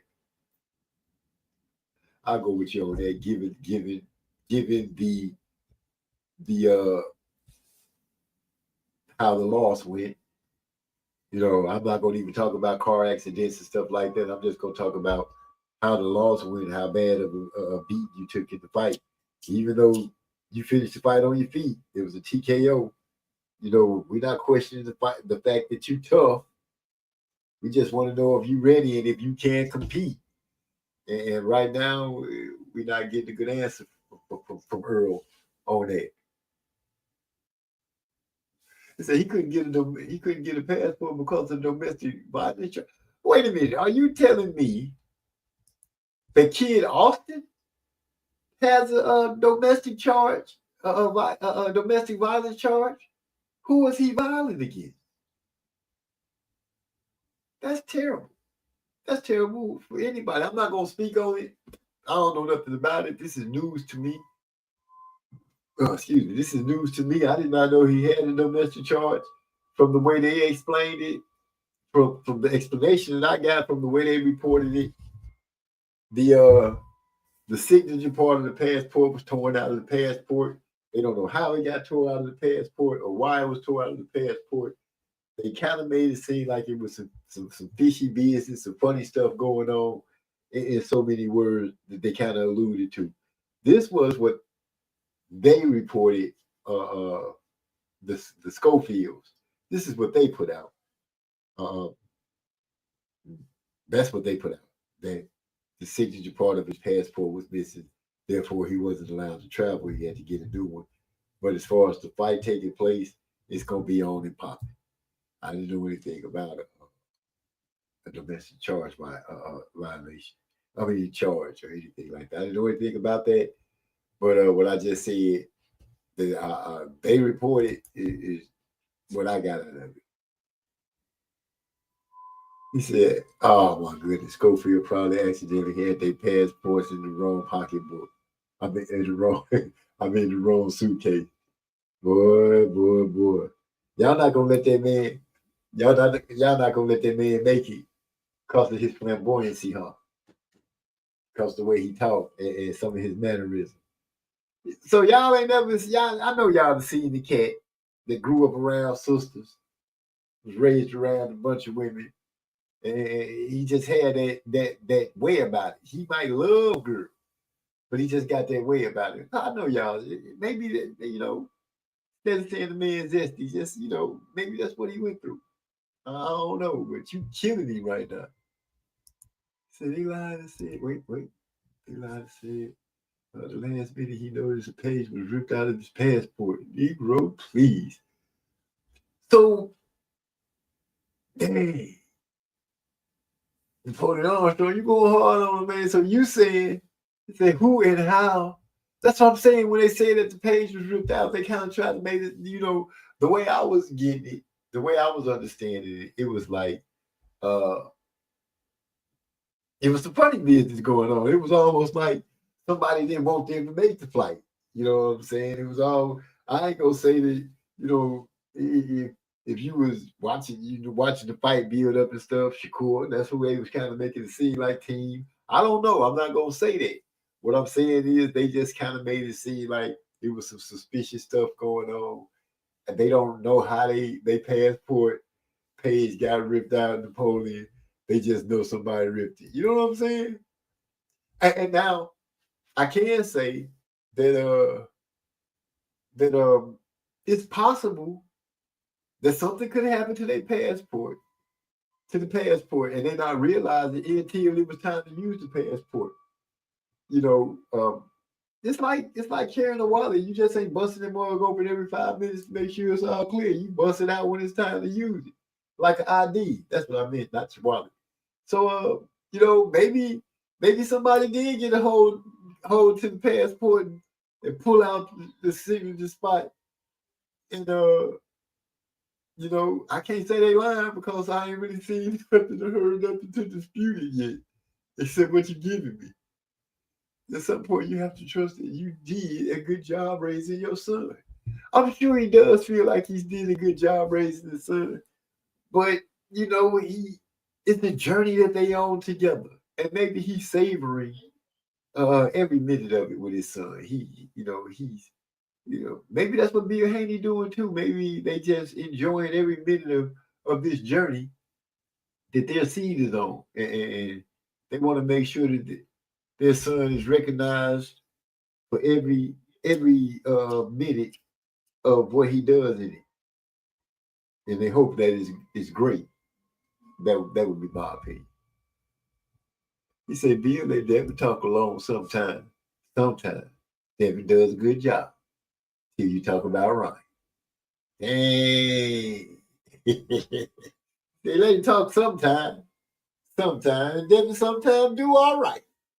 He bring up Ryan and then the dud spud and the dud, huh? Gotta sue him. But like I said, this fight against Ramirez is the key to unlocking the door to help get some of the momentum that's been taken away from you, I think, back. If he go out there and put on a good showing, he'll be all right again. He'll be all right again. He'll be all right again. His dad has the charge, so he couldn't. The dad has the charge, so he couldn't accompany his son to London. So what you saying is, Dad held back Floyd from going to London. He couldn't He couldn't do like Devin did and go over there by himself when it was time for him to face Cambosis. When Devin had to travel and he had to leave Bill behind. So you saying, are you trying to tell me that Floyd ain't like that? I know you ain't trying to tell me that Floyd's whole feel ain't like that. Because they painted such a beautiful picture that they are like that and they're ready. But if you saying that Pops couldn't go, so Floyd didn't go, that's painting a pretty grim picture. That's painting a pretty grim picture. Because I would have been like, son, go on over there, represent. You know, I get over there when I can get over there. But I wouldn't be in trouble for no domestic violence. Somebody would have had to really rip my passport. So if I hadn't told the story that my passport was ripped, it would have been true. It would have been no backstory like I got a domestic violence charge. I'm just saying. Not all of his mannerisms. He got to catch at least one straight from me. I feel you. Some people go by his voice, the cadence of the way he talks. Some people beat him up for that. Some people beat him up for his mannerisms. You know, the man got a slew of shots coming from him in every direction. He seems to be taking them pretty good, though. You know, he seems to have a pretty thick skin, which most of the guys that I have seen in my lifetime that has that way about them seem to have pretty thick skin. Fathers can put too much added pressure on sons with all that talk. Let them focus and fall back. Yeah, but this generation, it seems like, you know, fathers that's attached to the corners of their sons as boxing have noticed that these cameras are always going. And it's so easy to become a household name or have 100,000 followers, which I believe they feel like this is some kind of capital that we could use in our advantage when it comes down to getting the fight made. I don't know. But I agree with you. The fathers, these dads, I think should take a step back and let the sons that are trying to become stars get their shine on.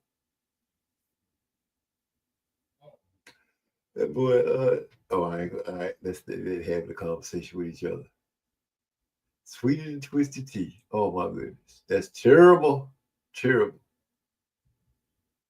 Say Kid Austin probably tore the passport so he could shine alone. Oh, he did go without his dad. Okay then, okay. So he like that. He like that. I could have swore that he wasn't there because at the press when they was all lined up on the stage, they was asking Shakur, and he made that statement about Austin not being there. So I don't think he went.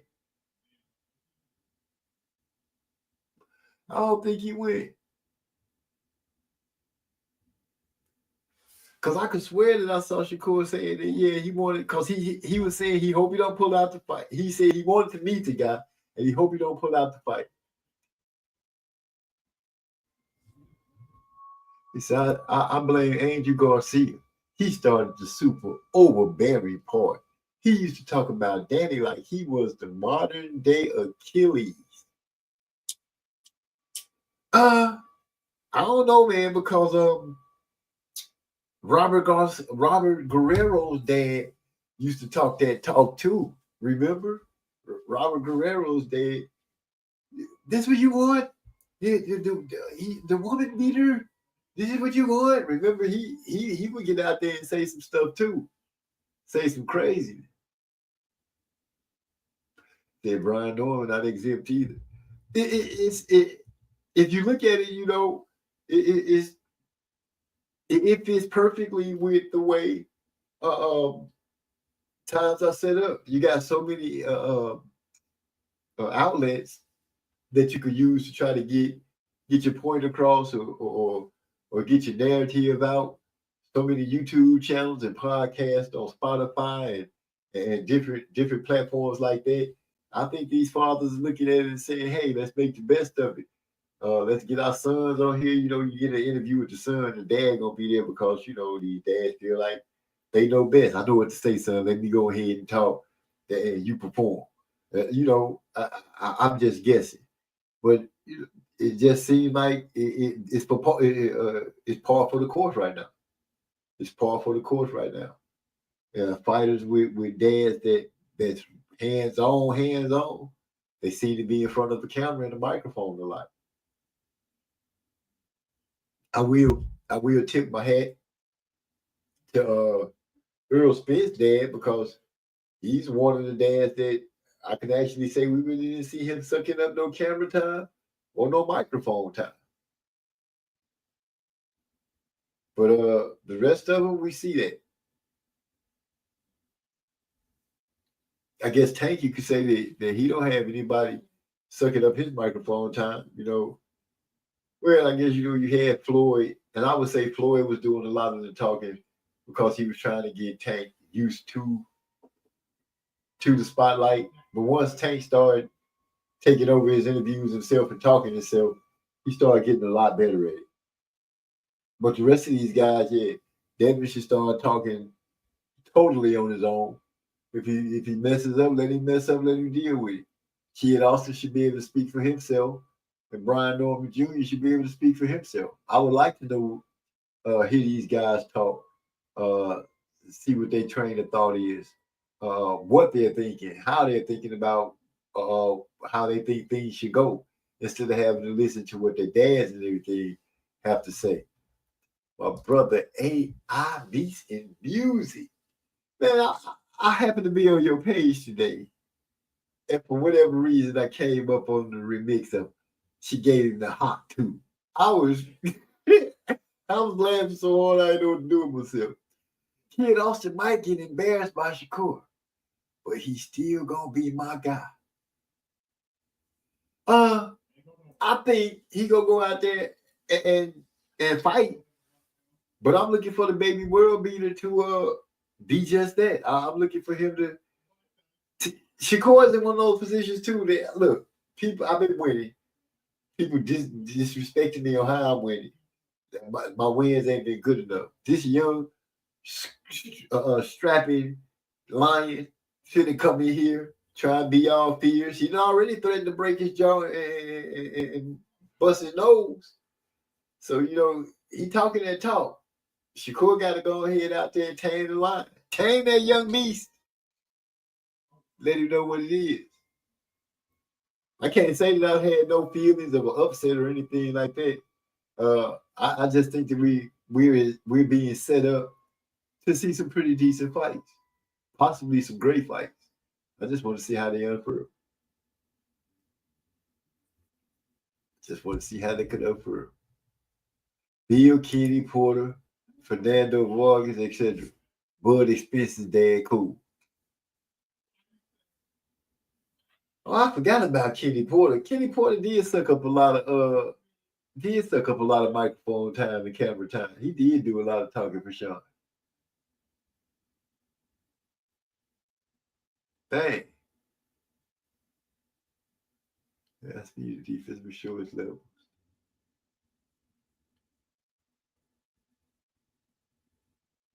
I enjoy Tank's personality now that he came into his own. He figured it out. And it complements what he does in the ring. Oh, you talking about the way Tank gives his interviews and he starts to speak. He now that he's talking for himself, because you get a chance to hear him speak about his view of what's going to take place and not the view of what Floyd is trying to paint for us to see. So yeah, I get what you're saying. It does fit. His personality does fit him in the ring. I still want to give him his credit because a lot of people still trying to say that, well, Tank just power. He just power. But the dude know how to box. I don't care what nobody say. The dude know how to box, and he's better than just a good boxer. I've heard the sparring stories of him and Shakur and how it went from Shakur getting cracked with a good shot, and if it hadn't been 8-ounce gloves, they don't know how it would have affected Shakur. But they also speak about how when they sparred again, how it was just good work, a chess match. Tank realized that he couldn't just walk Shakur down; he had to really box, and he showed that he got that skill and that potential. I think people just got spoiled in him knocking folks out and not letting his hands go, where people just think he a power, a dude that walk you down and use power. But Tank got boxing skills in him, and I said that I think Lamont Roach might be a guy that make him show it, at least for a few rounds. But Lamont is talking like, I don't know, he kind of got me thrown off a little bit. It's like a seesaw effect. 1 minute he talking about, Tank can't come out there slow and let him steal rounds because then he just gonna box him to a victory. And then it's at points he's talking about it, he gonna hurt Tank and put him down. He's getting a lot of pub for the simple fact that he fought Tank twice in the amateurs. I do believe he lost both fights. But shoot, I just think Roach might surprise us a little bit the first half of the fight. That's all I can say about it. I ain't gonna try to talk him into too much greatness. I'm gonna just say that I think he's gonna put on a good showing for himself. Let Tank show us a couple of different things that people don't think he got, and curtain call. I could be wrong. Buster is true. I could be wrong, but yeah, that's what I'm thinking. That's what I think.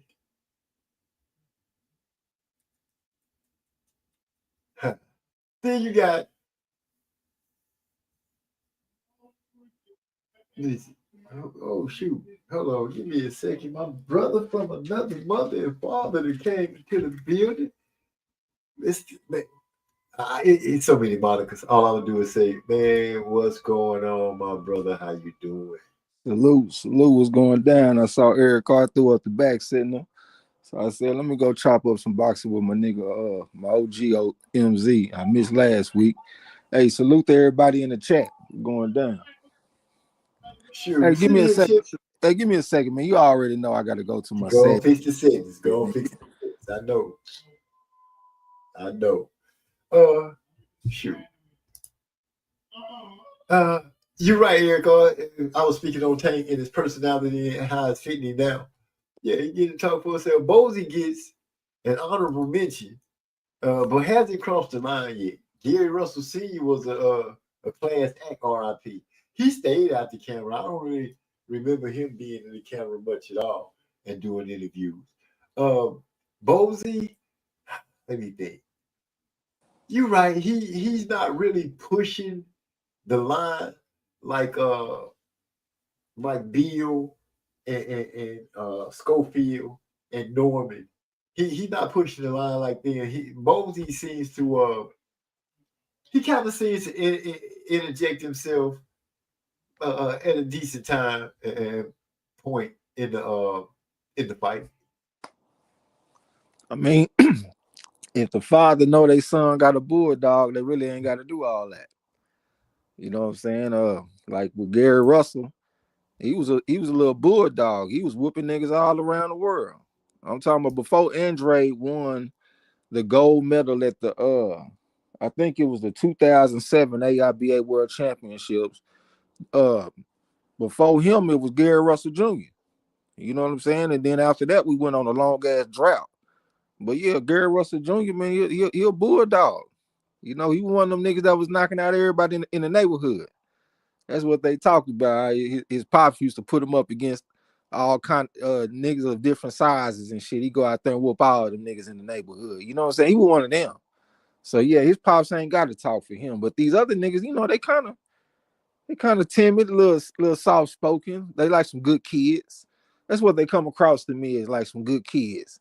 And it seemed like the ones that some good kids, they pops is stepping in, talking, and trying to give them that edge that they feel like they need to have. You know what I'm saying?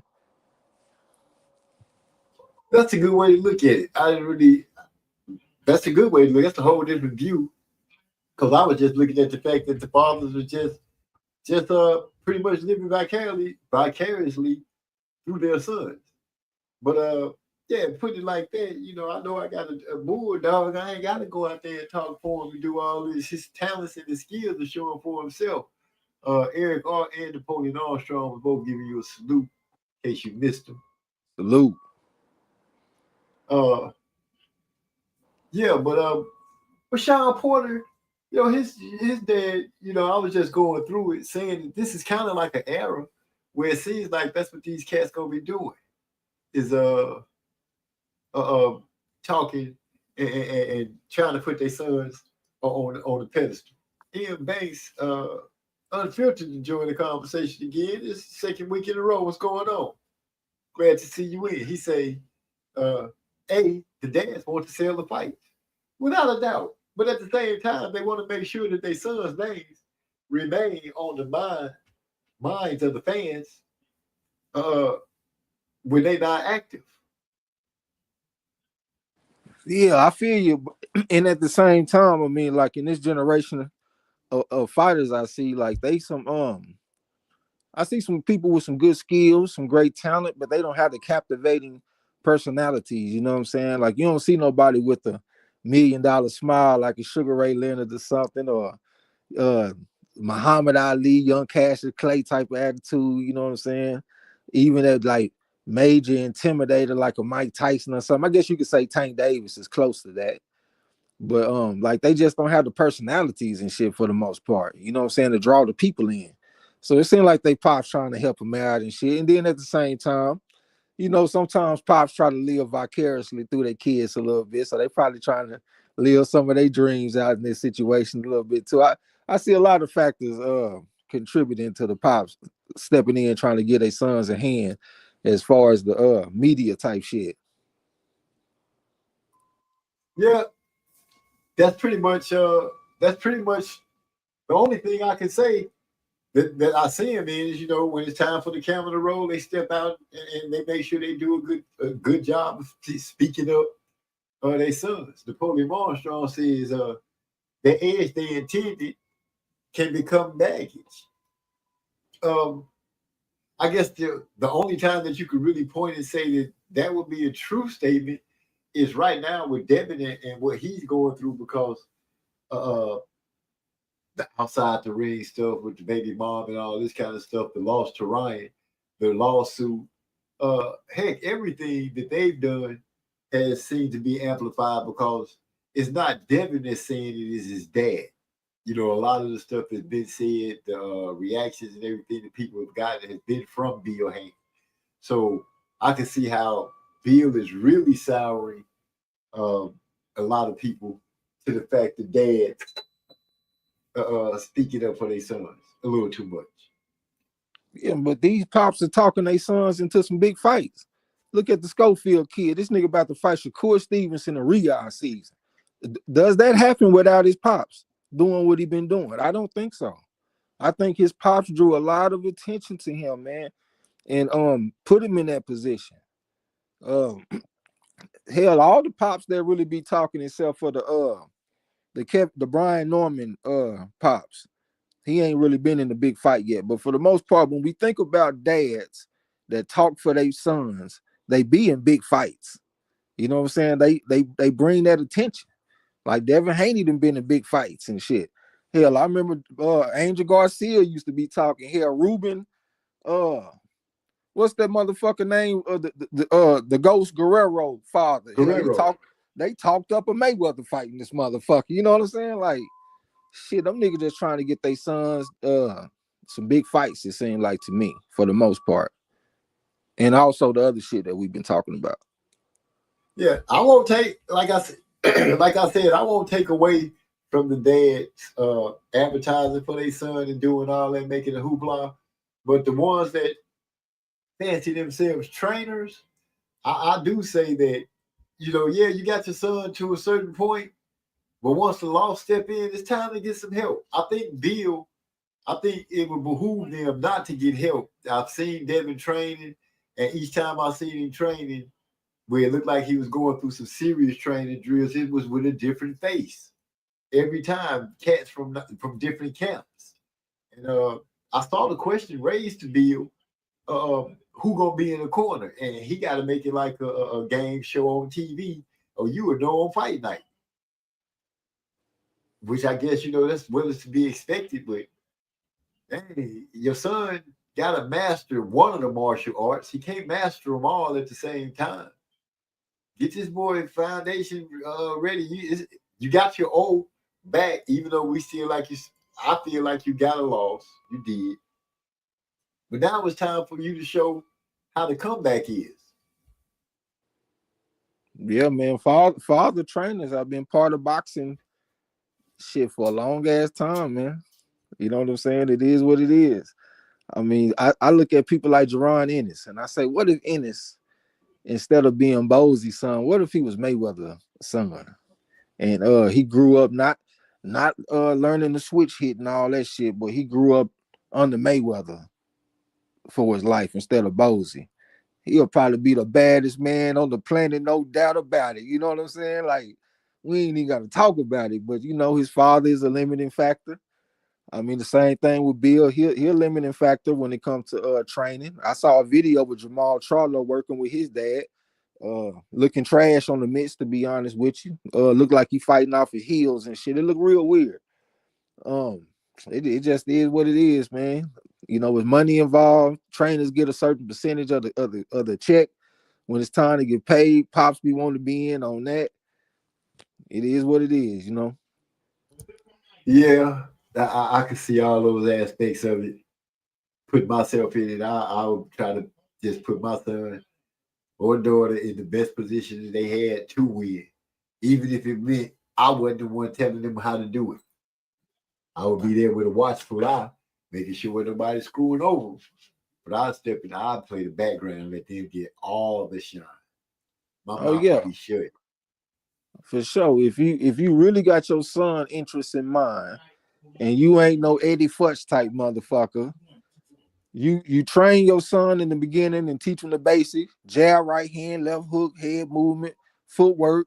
Really start with the footwork, all that kind of shit. And then once you get them up to a certain level, you take them to a real motherfucker so they can go on and take them the rest of the way.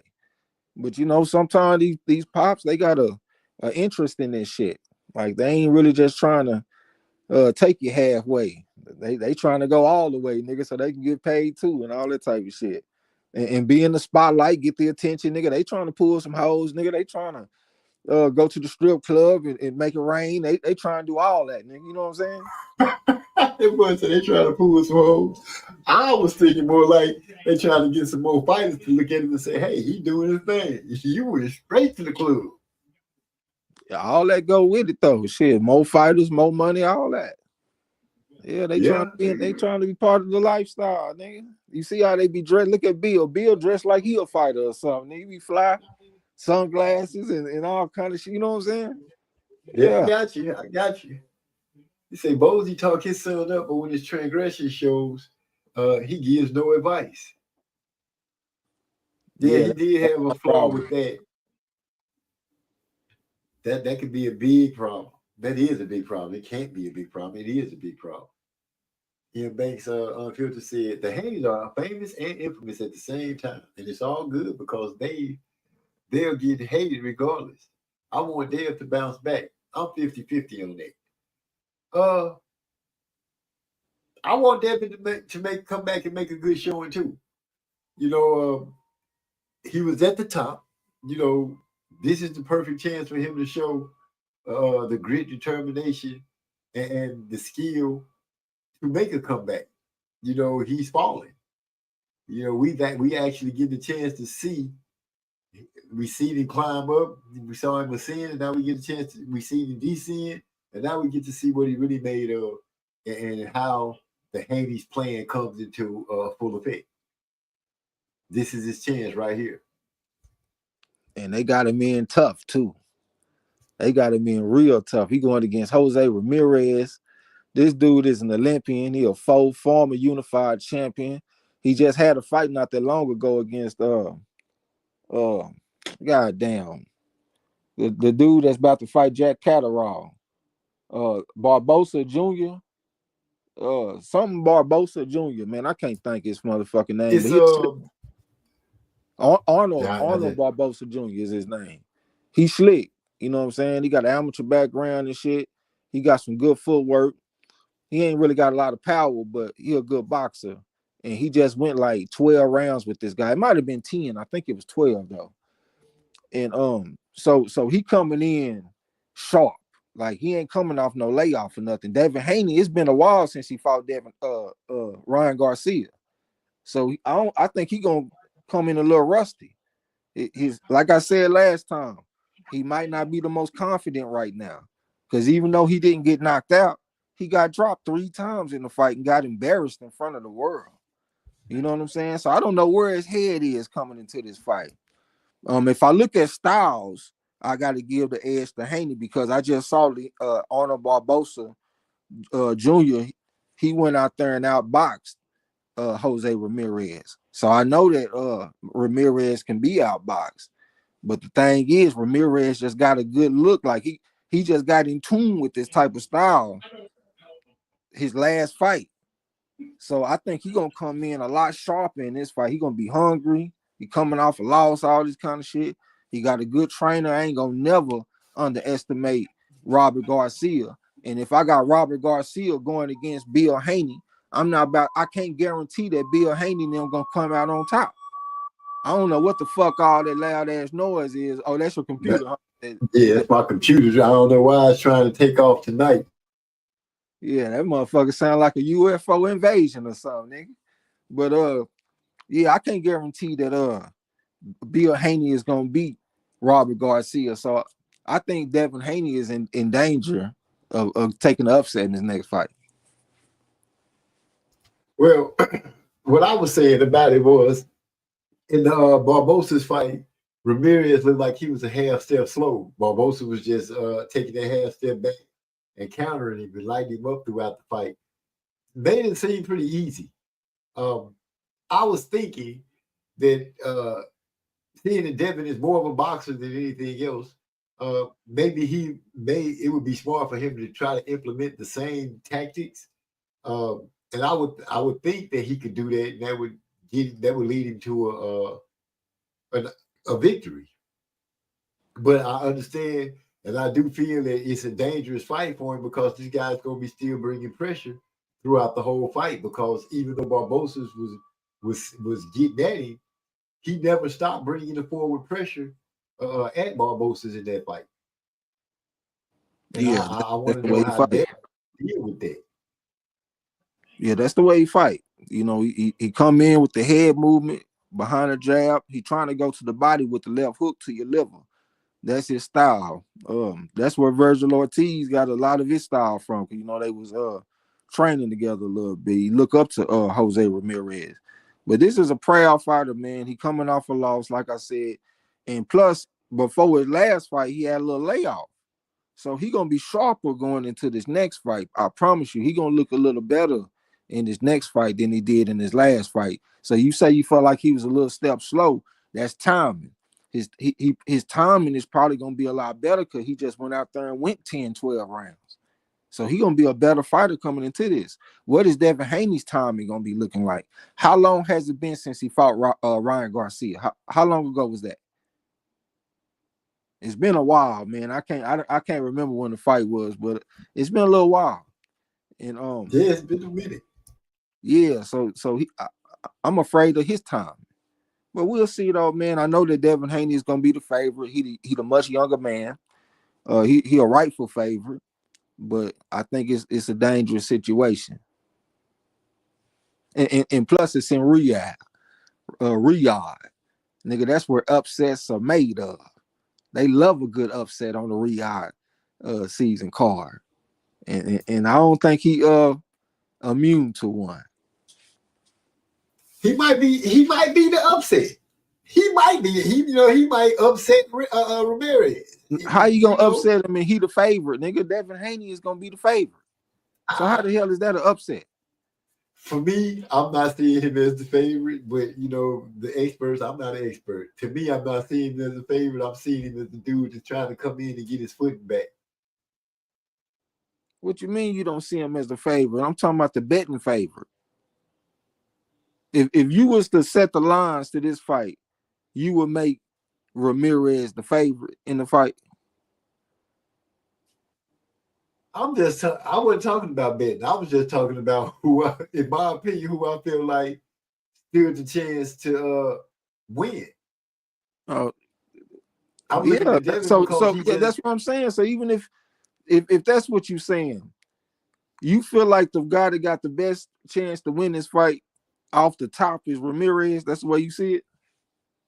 yeah, kind of. All right. Well, shit, it is what it is. It's a dangerous fight. Then we agree. I ain't gonna say that. I ain't gonna say I feel like Ramirez should be the favorite. I think he a live dog. That's the way that I would describe it. I think they gonna make Devin Haney. He gonna be like a small favorite. I say maybe like a 2-1. Maybe it'll be like -260 for Devin Haney and +200 for Ramirez. I think it's gonna be some shit like that. And I think that Ramirez is gonna be live with that +200. Well, it's Devin's chance to this is gonna be Devin's chance to prove it. That's a Bill's chance too. You know, he talking up that talk again. You know, he on his Devin Haney megaphone. So I'm just waiting to see. I want Devin to do good because I want him to climb back up that ladder. But I don't think this is gonna be. I don't think this is an easy fight for him. And like I said, I want to see how he's gonna deal with Ramirez steadily coming forward, bringing that pressure. How he's going to react to it. Yeah, and plus it's tall guy pressure. See, I just saw Devin Haney have trouble with a tall guy, 5'10", with a left hook, and Ryan Garcia, because he 5'10" with a left hook. So now I got another 5'10" guy with a left hook coming to town. Yeah, I think this is a dangerous fight. That's why I say, man, Turkey good for boxing, man. But you kind of gotta protect yourself and put yourself in the right fights to get ready, because Turkey will put you in some fights that'll get you fucked up. I love the fights, don't get me wrong, man. I'm tuning in. I'm buying pay-per-view so I can watch it on TV, all that. But he'll get you fucked up though if you let him. Yeah, you did speak that early, and I was just going through my mind saying they naming all these fights, but I'm thinking some of these fights are contending on other fights taking place and happening. I still haven't seen anybody tell me if Canelo's still fighting Skull or not before they even start talking about him facing Crawford. Napoleon Armstrong said, "Yep, Trey, I don't care what they say. Devin has a mental hurdle to handle. How was my power? He cares too much about stuff and still seems a bit unsure about how he is perceived." Yeah, he gonna have to. That's why I say, man, he just needs to get in there with like a confidence rebuild a fight. Go get Rod Soka or somebody, put him off in there with him, and just let him whoop the cowboy shit out of him. Just shine on, make him feel like a killer again, like a lion again. You know what I'm saying?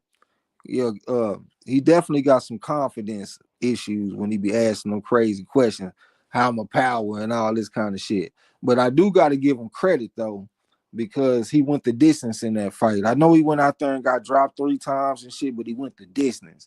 A lot of niggas would have got stopped, and he kept on getting up. He after that first round, he actually got back into the fight and tied it up before he got dropped again late. You know what I'm saying? But I got to give him credit for the fact that he went the distance. You know, just like Adrian Broner when he went the distance against Maidana. You know, a lot of fighters would have got stopped in them type of fights. But, you know, he went the distance. He an Iron Man. And for right now, Devin Haney looking like he might be an Iron Man. That showed me a lot of character for him to hang in there like that, because it was tough on his ass that night. Oh yeah, he was getting hit with some of everything. A lot of hooks. A lot of hooks. But like you said, right hands too, nigga. Yeah, he fell down off the right hand too, didn't he? I think so. I'm thinking the right hand. One of them knockdowns might have been a right hand. I don't think it was like 3 hooks. Yeah, it was a right hand. I think he fell twice with the left, then a right, then another left. If I'm saying that right. He got whatever it was. He got fucked up out there, and he hung in there. He hung tough and went the distance. Yeah, his heart has no question to me. He got hard. I just want to see if he gonna come back, and I just got to see him come back. Um, Upsets for real on them turkey cards. That's from M Banks Unfiltered. Eric Yeah, Ross say, square business, nigga. Hey, they had a card. It was that card. I think it was the 5-on-5.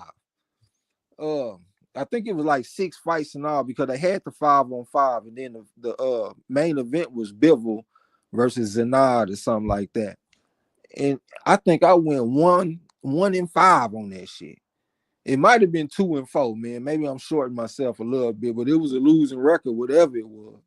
I picked all that shit wrong. I think the only one I got right was that I can think of off the top of my head was when Hamza Shiraz, he went out there and knocked out Almo Williams. I think I got that one. I can't think of another one I got though, because I was getting all this shit wrong. I had Raymond Ford over Nick Ball and all kind of shit, man. And it just upset City is what it is. You know what I'm saying? So you can't be guaranteed that you're gonna see your fighter get a win on them cards, nigga. And he matched in tough again. So we'll see what's up. for sure. Eric, with your jokes, MZ, Trey X catching you with the right hooks tonight. Shake off the cobwebs and come back to the corner for some instructions. Damn. Yeah, I ain't even Napoleon know. on. I better say I ain't know he even was know. smart either. Shit. Yeah, nigga, I came to help out, nigga, not to compete with you. I'm catching hooks and didn't even know it. I'm having a Haney moment. Napoleon Armstrong got a question. He said, Trey, did you hear anything about the Rayo versus Russell fight? Nah, shit, I ain't heard nothing about that. It seemed like they too far in weight classes. Hey, you talking about the bigger Russell? I'm thinking about Gary Russell Jr. at 126. He talking about Gary Antoine Russell. Yeah. Yeah, I think it seemed like I might have heard something about that fight actually, because I was thinking I saw him talking about it. Yeah, I was thinking about that Southpaw versus Southpaw and all that type of shit. That do sound kind of familiar. I can't really just put my finger on it though. But yeah, that's a good ass fight though for sure. You know, like I said, Southpaw versus Southpaw. The lane's gonna be wide open. Both of them are offensively gifted fighters. Got power and shit. Rayo, he got the ability to step back and box on you. That's what he showed against Pitbull. And Russell, you know how he fight, man. He just trying to run through the brick wall, straight bulldog, a chest dog, get up in your chest and fuck you up like that. But I did see in his last fight against Puello, La Avispa, out there stinging his ass like a wasp, Southpaw. He got them long arms and shit. And he was able to put the jab on him and box him on the outside. And I saw that Rayo did that in his last fight. So I wouldn't be surprised if Rayo go out there and make that a real tough fight for Gary Antoine Russell. I might have to see a little bit more versatility from Russell, because for right now, I'm just seeing one style. I want to see, do we got different styles that he can pull out on the motherfucker? You know what I'm saying? But hey, yeah, that's a very intriguing fight, man. I hope we get to see something like that. Well, I did see something on it earlier. I actually saw Russell. It seemed like he was speaking about it, talking about he gonna basically put foot to ass. He was talking that talk. Eric Ross say, I like the Russell fight. I like Russell if that fight is made. Yeah, he should be the favorite, in my opinion. I would have him as a favorite. He the 4. He the Olympian.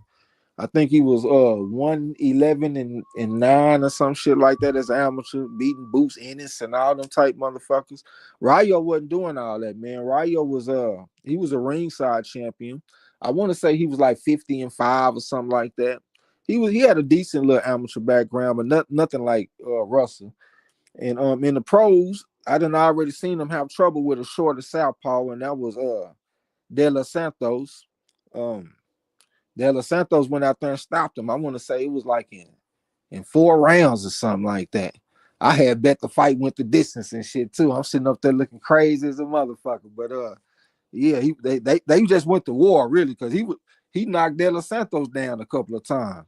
They were just on some Hagler Hearns type shit, nigga. They just going to war in that motherfucker. But he took the worst of it though. So now I got another a short southpaw, aggressive coming to town again.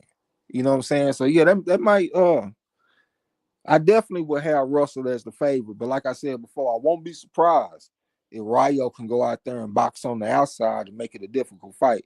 But like I said, I would put Russell as the favorite. Yeah, I'm going with Russell as the run through the wall fighter over the boxer in that one. That first dude, Pollo, he gonna be a problem for everybody. As long as he is, he know how to stand behind that jab. I was mad at Russell because Russell didn't get in there and get with him, but I understand why he couldn't. Because Pollo wasn't gonna lay down and just let that happen. He gonna be a problem for everybody that he end up facing. I want to see I'm thinking about the coaching matchup too, though, because I got Robert Garcia once again, and he going against Gary Russell Jr., big brother. So right. Yeah, how is that dynamic? You know what I'm saying? I mean, I don't know. I think I got to get an edge to Robert. Like if I got, you know what I'm saying? Like making adjustments in the fight and all that kind of shit, getting his fighter to listen to him. It seemed like in that Puello fight, it was times where Gary Antoine wasn't really listening to his brother. I think that's gonna be interesting. Robert Garcia versus Gary Russell Jr. Yeah, Robert got champions up under his name. He got the pedigree. Yeah, for sure. M. Bank says, oh no, Turkey brings parity back to the sport. If you ain't in the lab, we will know. As of lately, the matchups that he's putting together, he right at the cusp of somebody accepting the fight, like you be saying, Trey, where you gonna go out there and mess around and get the brakes beat off of you if you ain't prepared and ready.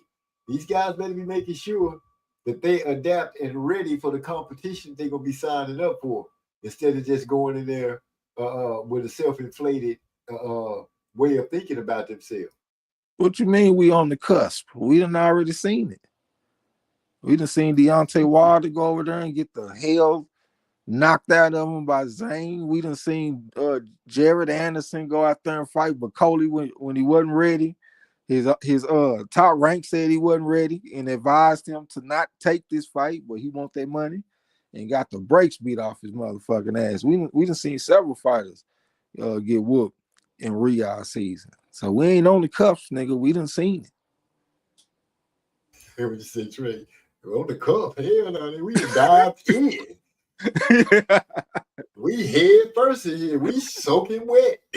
The current taking us right now. Cause Anderson went out there. Yeah, you're right. He went out there just. I don't know what he thought he was gonna go out there and shine and make Bakole look bad. And Bakole hit him with that first country strong punch. And he was like, wait a minute. Y'all did not tell me this dude here was this strong. y'all didn't tell me that. Why you didn't tell me this motherfucker was hit like this? Now I got to sit here and worry about getting hit 12 rounds. Because this just round number 1. And we just 5 seconds deep. Bring it in. Hurry up, bring it in. You don't see me falling all over against the rope? Bring it in. Fuck the bell, throw the towel, nigga. Oh, no. They throw the towel in. Yeah. Nigga, he was getting messed up out there. Trying to switch southpaw and shit, taking them uppercuts right on the button. Yeah, but I'm still gonna ride with F.A., man. F.A. done paid his dues, man. We're gonna go out there and box that boy. I know he's a formidable, big bear-looking, Sonny Liston-looking motherfucker, but we about to go out there and box that motherfucker, man. The one and only F.A. Ajagba. Because I can't remember that new nickname for shit. So I'm gonna stick with the one and only. Yeah, I ain't never even called him an alias. I just called that motherfucker F.A. We about to go out there and get that paper. Yeah, he finna go out there and do Bakole. A lot of people got Bakole winning, but I don't think they really looking deep into it. They just looking at the fact that Bakole went out there and pieced up Anderson. But I look at the fact that Michael Hunter pieced up Bakole. He did. And to me, that's a good look for FA. FA is stepped his game up in my opinion. He using his jab more strategically. He done added that uppercut, a nice, beautiful uppercut to his game plan to go along with the straight right hand. He even added a hook to the scenario. And I saw him prod at the body a little bit. So I feel like FA gonna come out there and show that he got the whiskers and the determination and put Bakole in his place. Yeah, we're gonna take a shot at that shit for sure, man. I mean, I know Bakole ain't no joke. He tough. Since he fought Michael Hunter, he done got better. He done beat some motherfuckers that on paper you wouldn't think he'll beat, like Tony Yoka, you know what I'm saying? Shit like that. Tony Yoka supposed to beat a motherfucker like that on paper. But shit, he going out there and he defying the odds pretty regularly. He beat this dude, Igor Shevardusky or something like that. He fought at the AIBA World Championships and shit. Bakole knocked him out like 2 rounds or something like that. Like, he ain't no joke. But the thing is with FA done been around the block a few times now, man. He done been in that top-ranked developmental program to where they progressively step up the competition. And yeah, he done paid his dues. I think he the more naturally talented guy than Bakole. I think Bakole just big, strong, tough. He done been around too, especially with the sparring and stuff like that. But I think FA got enough, man. You know, so we'll see, man. I won't be surprised if we lose. I think that Bakole gonna be the favorite. We're gonna get a chance to win some underdog money if we take FA, but we're gonna go for it. Start the year off, win it. That's right. I'm going with FA. I think FA gonna do his thing. This computer's really get on my nerves. Turkey holds fights like Shere Khan in this bitch laughing out loud. Yeah. We say Turkey like the dad in the hood. Like the dad in the hood. Hold up, Pops. Hold up. Now let me go ahead and talk to you real quick. Hey, y'all want to do all that? I got some gloves. There it is right there. I say, Trey, your thoughts on what could be going on with Earl Spence? Man, Earl done been through a lot, man. I mean, I can't just take away the car wreck and all that kind of shit. So that done fucked his body up and took away that sense of invincibility. I thought it was real telling that after all that shit, he come back with all them tattoos and shit. Because I see that in a lot of fighters after they take a loss. It seems like they feel like after they lose a little bit of that masculinity. So they try to regain it by getting a sleeve and getting all them tattoos all over their chest and back and all that shit. So to me, it looked like a guy that lost a little bit of confidence. I mean, for a long time, he was like looked at in boxing as the demolition man. Everybody respected this man. The way that he went to the body, he was just chopping motherfuckers down like a tree. I'm talking about like a fucking tank or something off in boxing. Now, he a laughing stock to a lot of people. You know, he went out there and got straight up embarrassed against Terrence Crawford. Looking fucked up out there. Like, man, looking like Martin when he fought Hitman Hearn. You already know. So I'm just saying, his mind might not be. He just might be fucked up. Like as far as his confidence and shit, he probably could use a fucking confidence rebuilder too. But that's not in his personality. He don't want to fight on regular boxing. He want to fight on pay-per-view and shit. So he gonna always want to put himself in a hard fight, and he probably gonna get fucked up again, man. Because you keep on coming off layoffs. You're fighting it once every year and a half, 2 years, and all this kind of shit. How the hell you gonna maintain success like that? And then Crawford's so smart. Instead of waiting on him with that bullshit, he went and got him a fight. He went and fought Avenesian and got him a tune-up on that motherfucker 6 months before the fight, coming in sharp on him. Yeah, I mean, so I just think Earl, I don't know where his head at, man. He ain't got the same coach no more. The landscape done changed. I don't know if he got the hunger, man. You know, he done got a few paydays and shit, man. You know, he might be sleeping on some silk sheets. I don't know what's going on with the guy. To be honest with you, I really don't even care too much, man. I mean, I ain't gonna say I don't care, but I just understand that boxing, the landscape of boxing changes. Like it does not stay static. It's always gonna be guys going out, and it's gonna be guys coming in, out with the old, in with the new. Somebody, the great ones, they able to hang around a little bit, not just hang around, but also make some moves. Like a Crawford right now, you know, he's 37, he turned 38 this year. He ain't just he around, but he's still whooping some ass and got the potential to be in a big fight. Some guys they fizzle out. Earl look like he might be the guy that fizzle out, man. He going up, he at 154 now. He ain't got that advantage of being the bigger, stronger man like he was at welterweight. Most of these guys are the same size as him now.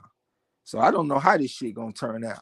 He also got Olympians. He got Olympic gold medalists. He got AIBA world champions up there. He got all kind of shit at 154. If you put him off in there with Jesus Ramos, I'm talking not even right now coming off a layoff.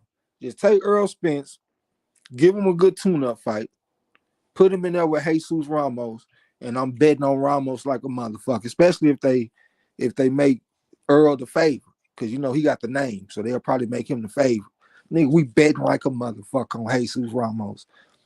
A lot of them guys, I don't trust him to beat Charles Conwell or none of them type guys. So I really think it's over with, man. That's my opinion. Yeah, I think he probably was driving at the point of because the WBO that took him have unsanctioned the fight and gave the reason why. Because he'd been out the ring for so long and because of the TKO loss. And it wouldn't be fair to the guys that already ranked for him to be able to jump up that high. Be tough at 154, man. He off in a he in some shark infested waters at 154, man. And he wounded. Yeah, he wounded. He coming off a layoff. He don't want no tune-up fight. His next opponent, if he come back, is likely gonna be a big fight, and they're gonna try to put it on pay-per-view or some shit. And he likely gonna get fucked up. Because them dudes up there at 154, they ain't playing. This ain't welterweight. You know, welterweight then dried up. It's popping at 154. It's jumping at 154. I'm talking about we can go to the top 15, top 20. And damn show the top 15, nigga. Any one of them dudes will whoop your ass. You know, so yeah, I think it's gonna be tough, but we'll see. Shoot, every aspect of looking at Earl coming back is tough in my eyesight. I said it before. Him going up against Fundora, I was like, that's a scary fight to me.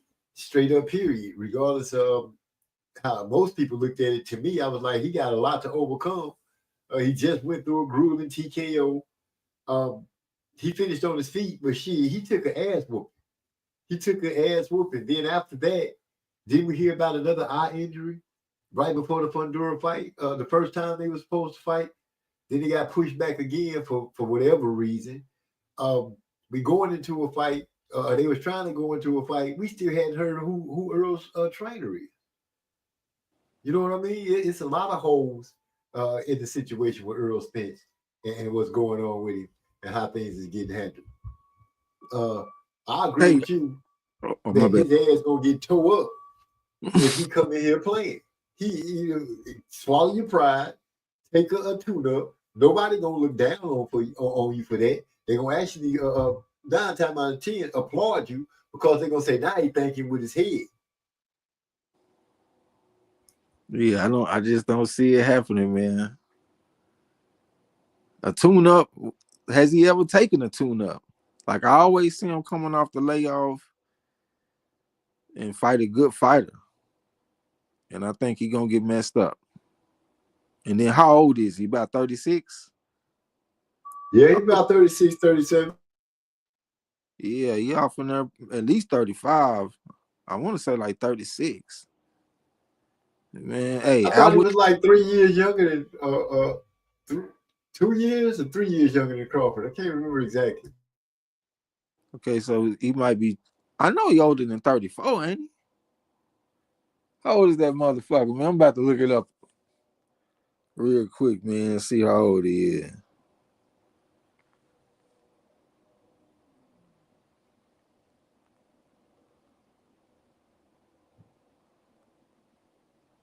He 34.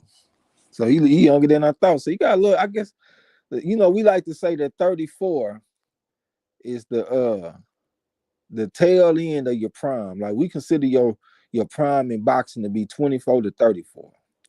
So he right there at the end of it, but he ain't got much time. And his birthday is March 3rd, too. I ain't even know his birthday was March 3rd, man. I know a mark ass nigga with that same birthday, March the 3rd. That nigga will have that birthday. I know somebody that's cool with that birthday too, though. So, but yeah, he 34, man. He'll be 35 March 3rd. It's coming to an end.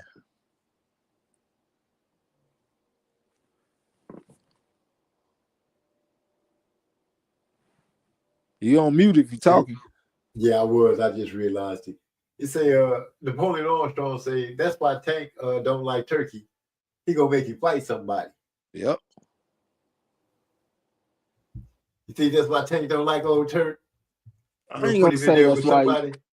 I ain't gonna say that's why he don't like him. I think he feels threatened by Turkey because he can generate all that attention, and he has the power to make fans want to demand Tank to do shit.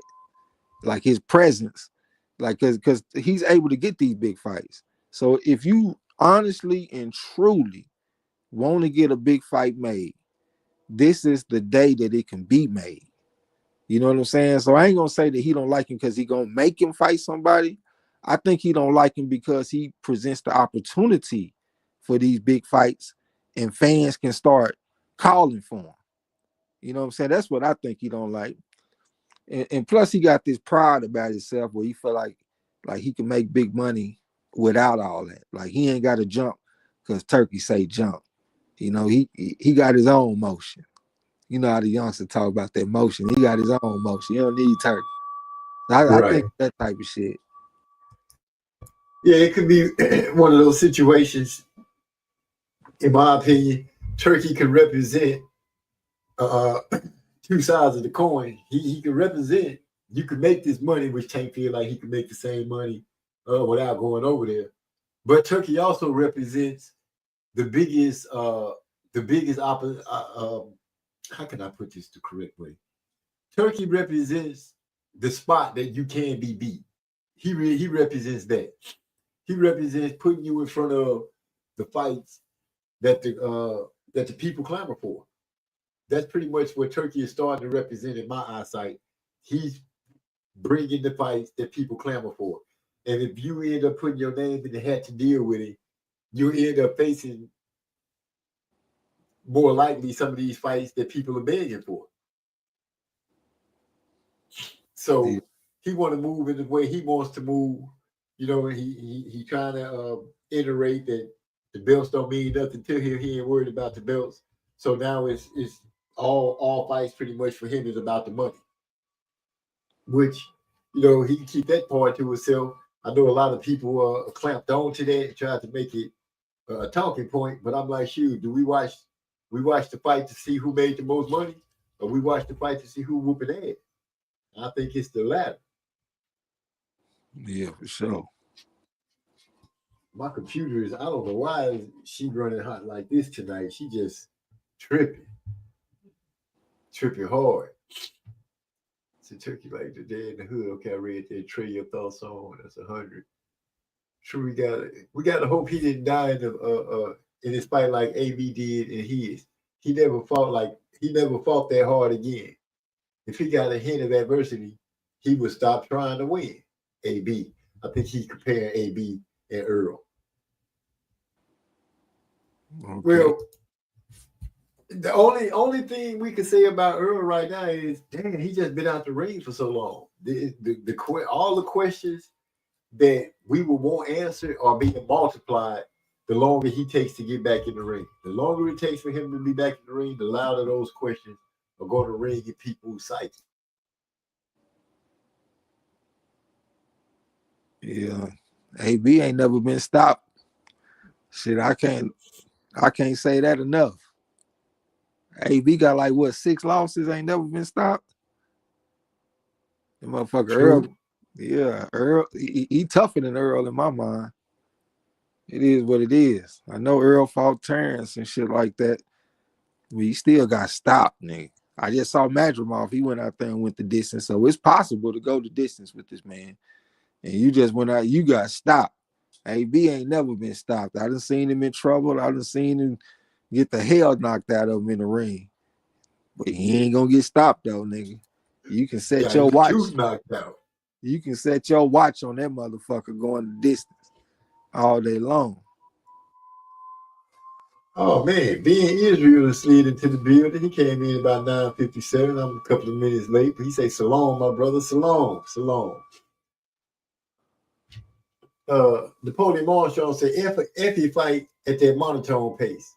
I remember some Italian dude went to war with dude about a year ago. If that was Bakole, good night.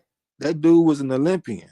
As a matter of fact, we bet money on that motherfucker. That was Guido Vianello. That's an Olympian. As a matter of fact, he fought in the World Series of Boxing. The first time he lost against Arslanbek Makhmudov because he got a cut. He got revenge against Makhmudov in the pros, and we bet on that fight. But yeah, I'm not gonna fault FA for having trouble with a fucking Olympian. And as a matter of fact, I picked that fight perfectly on Chan Ross. I had FA Ajagba by split decision, and that's exactly what it was. Hell, Bakole ain't guaranteed to whoop no Vianello. Vianello got some good footwork. He got a good straight right hand. He tough. He done been around the block. Like I said, yeah, that's totally different.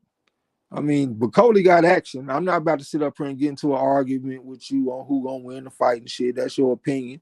I'm just voicing my opinion. But I think those are two different situations. And I'm not gonna fault FA for having a tough fight, a predictably tough fight against an Olympian like Vianello.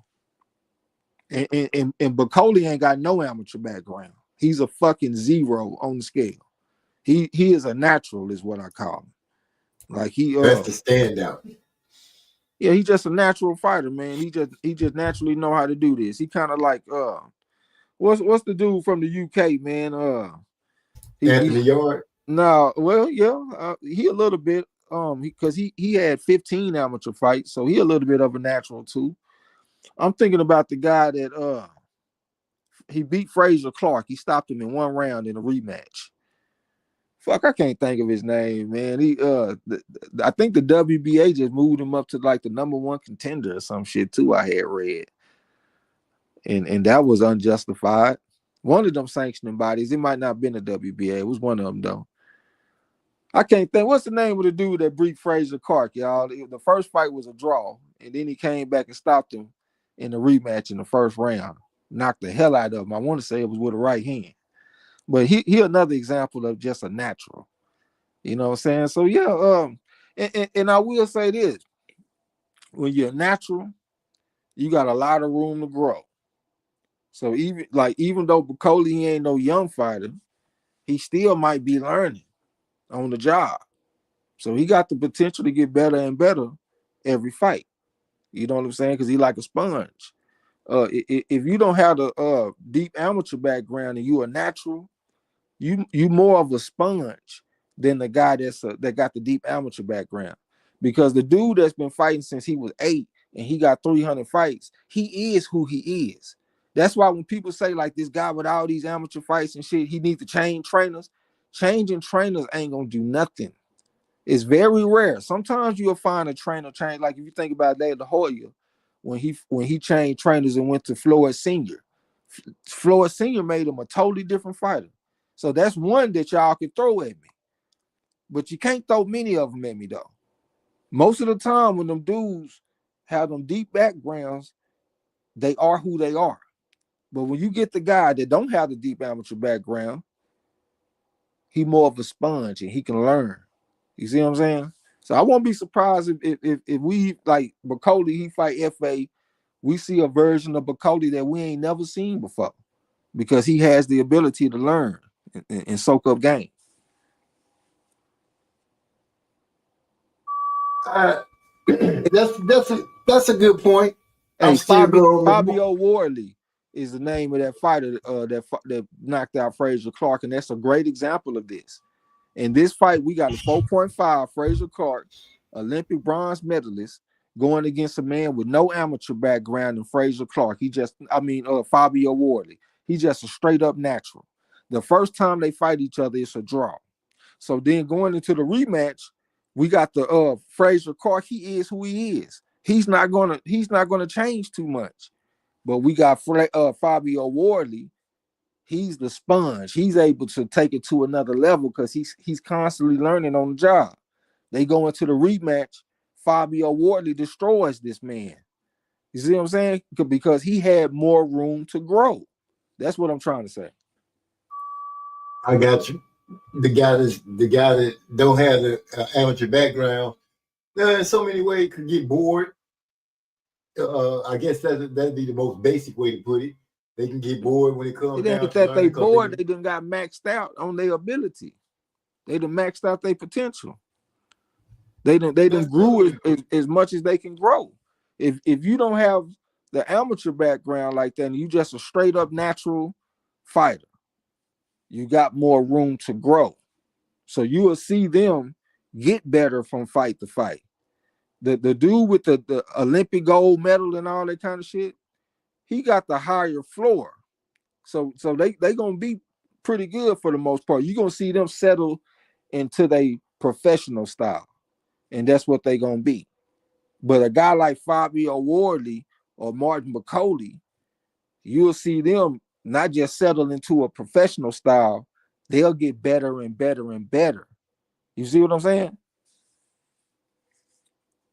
Yeah, because they're actually gaining from fight to fight, opposed to guy that's maxed out.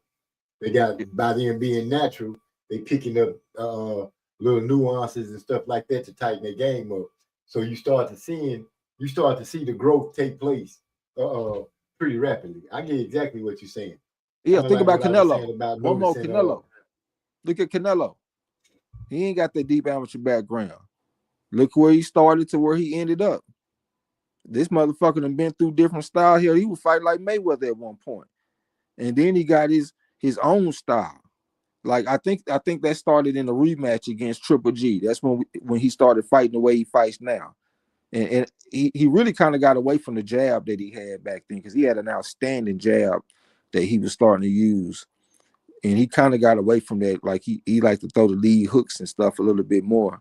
But he done evolved. Like you done seen this motherfucker fight different styles and all that kind of shit. And he is like one of the best examples of a straight up sponge. He didn't have the deep amateur background. He started his pro career when he was young, about 15, and he just scaffolded and built on top of that shit, got better and better and better, and got to where he is now. No amateur background. Yeah. Great example. That to give the Canelo fans a hell of a lot to ride on. I'm pretty sure a lot of them don't know that. Ian Banks Unfiltered said Earl and Thurman would be the perfect fight because they ain't fought in forever. And they were supposed to fight a long time ago. I agree 100% with that. And the fact that they both of them have not fought in a long time, they on even playing field, that makes the fight more intriguing to me than if Earl was fighting somebody that's been active. They done fought 2 or 3 times last year, and now they about to go fight him, and he ain't fought since he lost to Crawford. That's not as interesting to me, because I think it's a strong possibility that he gonna lose. But if he get in there with somebody like Thurman, somebody that's talented like he is, both of them coming off a layoff, both of them to move up to 154, I think that is interesting. Earl would just have to swallow his pride and get off that. Oh, I ain't never fighting Keith, because you're gonna get paid, and you don't have to look at it as a tune-up. You can look at it as a chance to go ahead and kick Keith's ass and get yourself ready for your next run. Because right now, I don't know where he sits except with WBC. I think they still willing to sanction a fight for him. But it's no way for them to do that with Fundora, because I don't think one sanctioning body sanction a fight when there's more than one belt on the line. I can't say that I've ever heard of that. But shoot, right now, bro, I'm gonna be honest with you. I don't know how I think Earl Spence show. I pretty much lean toward. If I'm being 100% honest, I would be leaning toward Earl taking a loss, depending on who it is that he's facing. Yeah, I don't even know about Keith Thurman being a tune-up. Hell, Earl might be the tune-up. Shit. Who done knocked out Keith? You know what I'm saying? Yeah, he ain't no tune-up easy motherfucker. He might whoop Earl at this point. It's variables with both fighters. You know what I'm saying? Like the layoff and all that kind of shit. They getting up there in the age, like I said, new weight class, all this kind of stuff. They got some variables around them. But yeah, I don't know about Keith Thurman being on tune-up though. I could not never call him that. Not only that, Keith sitting on a win his last fight. So he got that going for him too. Yeah. It was I bet a month pay. He said I'd bet a month pay on Virgil Ortiz if he landed an Earl fight too. Dang, that boy said he betting on Virgil to beat Earl. See, right now Earl is not looking good because he hasn't been in the ring in so long. Counting his past of all the incidences that took place outside the ring, car accident, eye surgery, and then a hellified ass whooping to top all that off. That was the cherry on top of it all. The Terrence Crawford fight. Staying at 147 longer than he claimed he should have been. You know, a lot of things go forward on it. And his first fight at 154 was going to be against Fundora. But now we don't know who he's going to fight, but he still hasn't had a fight at 154. So we absolutely have no idea what to expect from Earl Spence. And I would say if you're going to expect anything, expect the worst and hope for the best. Yeah, I don't see no shame in losing to Virgil Ortiz, though. The young lion is supposed to knock off the old lion. Sometimes you see them special fighters that can hold off them, like them old lions that can hold off them young lions for a long time, all the way to they 40 and all this kind of shit. But for the most part, the young lion, they come on the scene, they mature, they have their day, and then they turn into the old lion, and the young one come through and take their spot. It's a circle of life. That's the way it goes in boxing. So yeah, Virgil is supposed to be Earl. How old is Virgil? About what, 25, 26? He supposed to be Earl. He a youngster. Yeah, he supposed to be Earl. He done been tested a little bit now. He went the distance against Boachu in a tough fight. Yeah, he supposed to be Earl. That's when Earl's supposed to reel the clock back in and pull a Floyd Mayweather against Canelo. But I don't see that in Earl. I ain't gonna even try to amp myself up and no. That last butt whooping just it deflated me as a fan for Earl. I don't know how I did Earl, but I ain't got no shame to say I'm deflated. Hell, as a matter of fact, as I'm thinking about it, all the fighters that I was like just high up on got me deflated. Wilder, Earl, who else was it that took a loss? And I was like, what the fuck? How'd you lose? Yeah, that Earl loss was very embarrassing. Definitely. I mean, he going into that fight, he hadn't fought. And how long was it, like 17 months or some shit? Yeah. We talked about this going in. It just felt foolish to ride with that shit. The man had trouble with southpaws in the amateurs. He got beat at the AIBA World Championships and the Olympics by southpaws. Andre Zalkovoy and Surik Sepiev. Two southpaws that beat him. In the pros, he got hurt early in his career by a southpaw. That little African.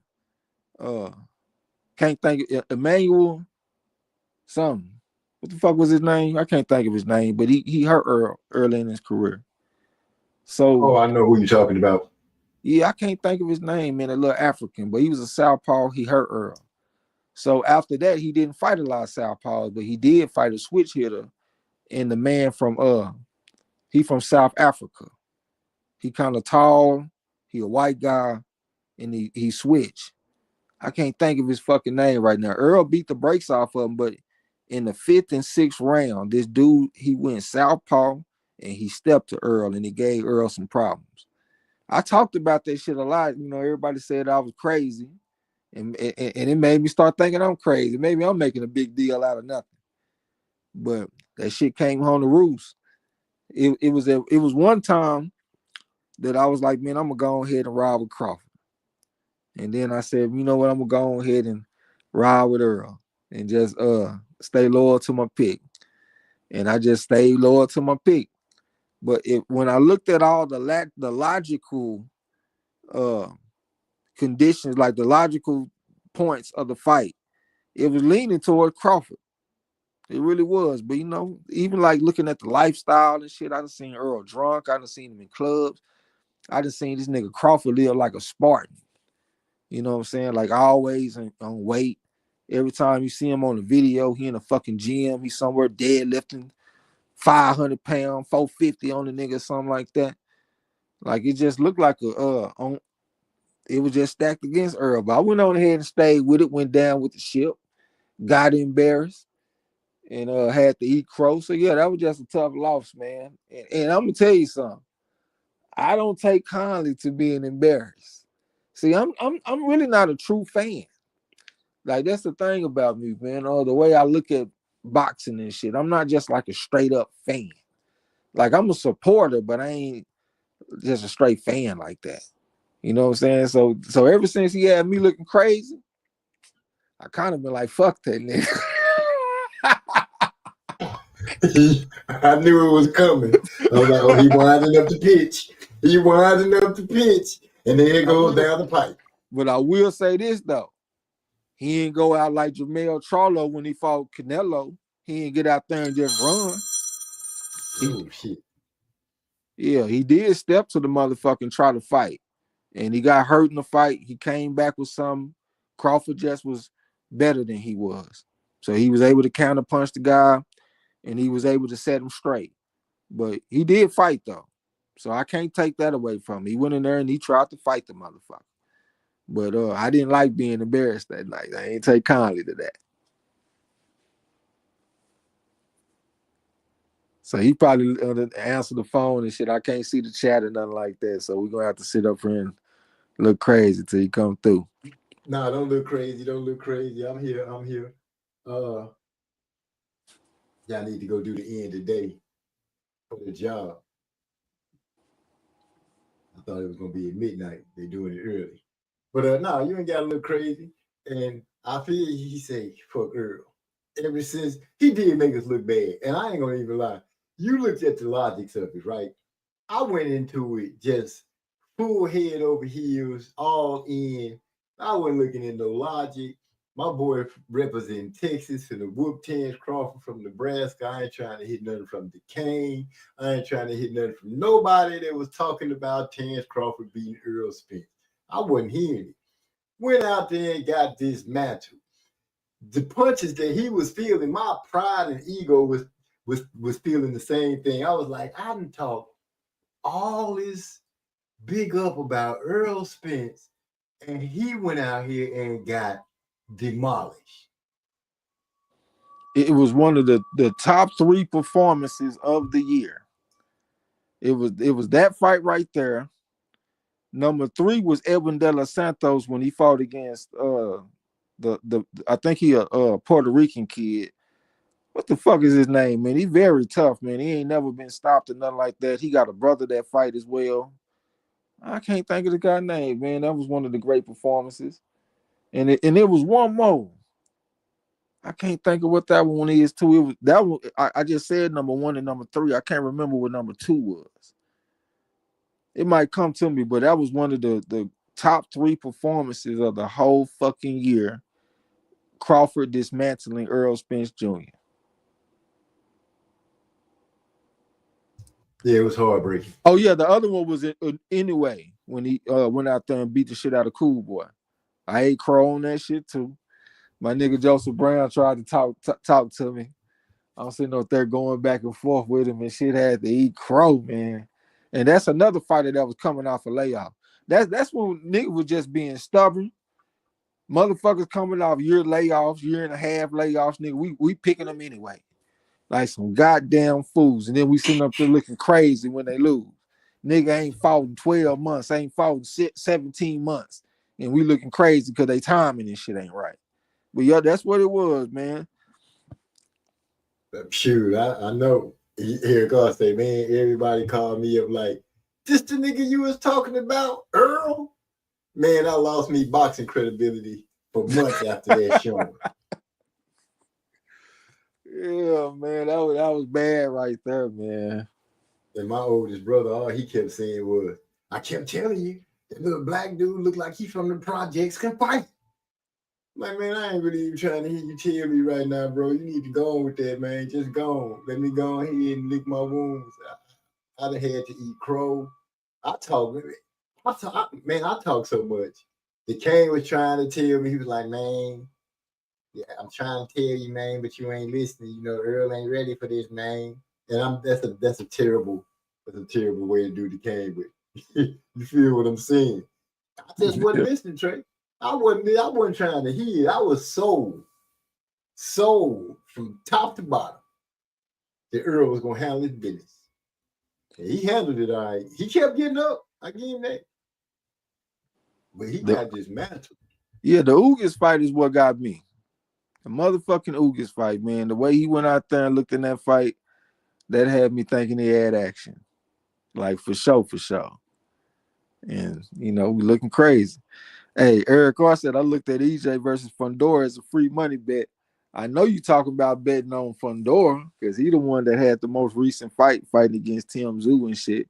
And plus, I done noticed, man, when you got Southpaw versus Southpaw and you got one fighter that's way taller with longer arms, they have the advantage in that fight, like for real. That's what we saw when we saw Alberto Puello when he fought against Gary Antoine Russell, Southpaw versus Southpaw. Puello got them long ass arms and shit. We also had one that we bet on, Suleiman Sagawa, that African fighter. He fought against the dude. This one guy, he took a loss to Emmanuel Navarrete. I can't think of his name. Was it? I know it might have been VR, Ruben VR, something like that. But I think that's who it was. But no, or it might have been the guy that reminded me of VI. I can't even think his fucking name, man. But that was another example where you got the Southpaw versus Southpaw. Suleiman Sagawa, he was tall with them long ass arms and shit. They gave him the advantage in the fight. You know what I'm saying? Like I done seen several of them like that. If I sit here long enough, I can give you some more of them. So this another one. I got Earl Southpaw going against Fundora fight Southpaw. Fundora got them long ass arms. He tall. He gonna be able to put the jab on Earl, I think. I think that'll be a bad matchup for Earl, man. Somebody might have gotten his ear and told him, man, hey, man, you sure you want to fight this big motherfucker? At 154? Shit. Oh, you right. No, I don't want this. I changed my mind. What kind of excuse we gonna use? The WBO kicked me out the rankings. Yeah, he probably was really thinking that Tim Tszyu was gonna win the fight. And Tim Tszyu was somebody that's more like what he used to. But then Fundora won the motherfucking fight. But he went on ahead and went through with the promotion. He went on ahead and got in the ring and shit. But I don't think he was too thrilled that this big motherfucker won this fight like this. Like, who the hell is lining up to fight 6'7" at 154 with 70? How long is his arm? 78, 76, somewhere off in there, man. At least 76. Like, come on, man. That boy Ian Banks on Filter say it looked like a 50-50 fight, but it was really like 100-0 fight night. We'll give him a little bit better than that. I say 80-20, bro, because or maybe 90-10 or something. But 95-5 maybe. Yeah, because I gave Earl a couple of rounds though. I thought he won the second round. I might be remembering the rounds wrong, so forgive me. But I do think he won a couple of rounds though. Maybe the first round, because I think he got knocked down in the second round. I thought it was the other way around, but you might be right. So it might have been the first round. I know that after he got knocked down, I thought he won the next round.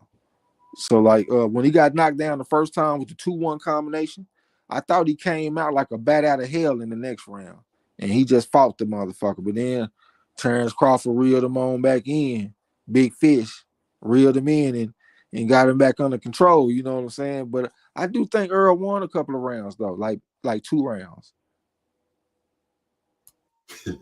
Okay. I don't even want to remember. It kind of got a memory to me like Wilder losing to the Big Snowman. It's just a bitter place for me to have to go. So I try to stay away. Man, the only reason that it's a bad memory for me is because I got the pick wrong. Like, I don't be giving a damn about fighters like that, man. Like I understand that they matter like they people and shit, but I just don't look at a man like I just have to be behind him. Like I have to celebrate him. I have to. It has to matter to me that they lose and shit. Like I just don't see it like that. Like the only reason I'm tripping is because I made the wrong pick and had to eat crow and got embarrassed. I don't give a fuck about no fighter to where it bothers me because he lost. Like when Fury beat Wilder, I didn't give a fuck in the slightest. Like that, what why the hell does that what they got to do with me? Stay and give a fuck. Yeah, man, I hate to have to cut this conversation short, but I got to go up here and close the store. So you want to close us out, bro? Yeah, man, that was my GM. He asked if I can go up there and close the store. I thought I was gonna do it at midnight, but he was like, "No, go close it at 10. The guy's already ready to go." And okay, man. Wait for me. All right, man. Appreciate you letting me get on the panel, man. Salute to everybody in the chat. And shit, I'll catch you on the next one then, man. Man, I hate that I had to cut it like this, but y'all forgive me. You know, I'm apologetic when things don't go all the way our way. But yeah, we're gonna be coming on around like 7:30 on Tuesdays instead of 9:15. That way, our people get a chance to mess with us a little better. What time you went on today? I went on at 7:30. Oh, you went on early today, nigga. You normally come on about 9. Right. I've been inching the time back so that way, like Eric R, Gil Coles, the other guys can get in because I realized they was kind of closer to the East Coast time zone. When you gonna get back in the Champ Ross and get this 0.5 situation straight now? Man, you want to hear something crazy? Here go the crazy. Champ Ross came in here, asked me the same thing, and told me the next season started in April. Because when Big E told me he had put his picks in, I was like, what? The season has started already? He was like, yeah, man, I was surprised Trey had my picks ready before he even say so. But yeah, Champ Ross came in here early and hit me up with that. Yeah, let's go and get this 0.5 situation put to bed, and man. You ain't got to say the point with such emphasis. You know what I'm saying? Go ahead and let you go get the store closed up and shit, man. Salute to all my niggas in the chat, man. We're gonna come back and chop up some boxing. Y'all get y'all Champ Ross picks together and check out the fights this weekend, man. This shit about to heat up again. You know what I'm saying? But yeah, I'm gone, man. Salute. All right, salute. I'm out. I'm gonna leave y'all with keep moving. Oh no. I'm gonna let my boy DeCane do something while I go get dressed. Peace.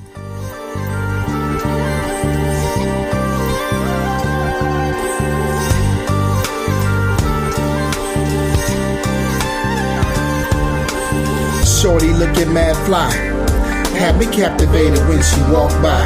I'm serious, she had me feeling this tingle, son. Stimulated conversation after mingling. Honey was jingling and stretched jeans looking clean. Appearance would enhance any scene, know what I mean? Feel me? Really? I know it sounds silly, but looking at her was like puffing on a fat fillet. Relaxing, she had this natural attraction. She started laughing when she saw my reaction. Oh my, pass the name and number to the cell. Asked for mine, I said his oldest last name is Bell. Also known as the O, the B, the 3, the A, the S, the T. It's me, obese, do you get high? Then I'm your guy. If I got the high, you got the control, you can make this track go. If I got the high, you got control, you can make this track go. If I got the high, you got control, you can make this track go. If I got the high, you got control, you can make this track go. Say what you want, just be blunt, I can stand the flames. Take a ride on the great airlines, I promise you'll be glad you came. The fire in your eyes make wetness between your thighs. You say you never blow, I eliminate your disguise. Underneath your green exterior, I gaze. Exploration of your brain leaves me in a purple haze. I see consent as my morals continue living. I just like to engage in a little oral tradition. So pardon my unorthodox approach to blazing luscious. That's just the way I roll. Lick the split before I stuff it. You like it hot, I got enough smoke to choke the average throat. But tonight I'm trying to go a little deeper. Loving the feel of your lips, taking drags off this gas, just puff and never pass. I'm your high value reaper. I got the high, you got control, you can make this track go. If I got the high, you got control, you can make this track go. If I got the high, you got control, you can make this track go. If I got the high, you got control, you can make this track go. I'm chilling in my room on this night. I got something tied up in the shower, am I right? A friend in the negligee smiling as she rolling up. Every once in a while looking up, saying, girl, hurry up. She placed her gaze back up on me and took a deep sigh and said, I'm so hungry. You want a drink? I said, yeah. And while she walking to the table, she asking what I think. I like the way your lips poke, I like she pout. And that ass got my little man shouting. She kinda giggled, oh, you like what you see? Before I can answer, I heard, hey, what about me? I turn around, she got a pose with no clothes, with a leg up on the chair, with her hands exposed. She said, don't speak, just lay back on the bed. Said something about double heat. Yeah, you heard what she said. If I got the high, you got control, you can make this track go. If I got the high,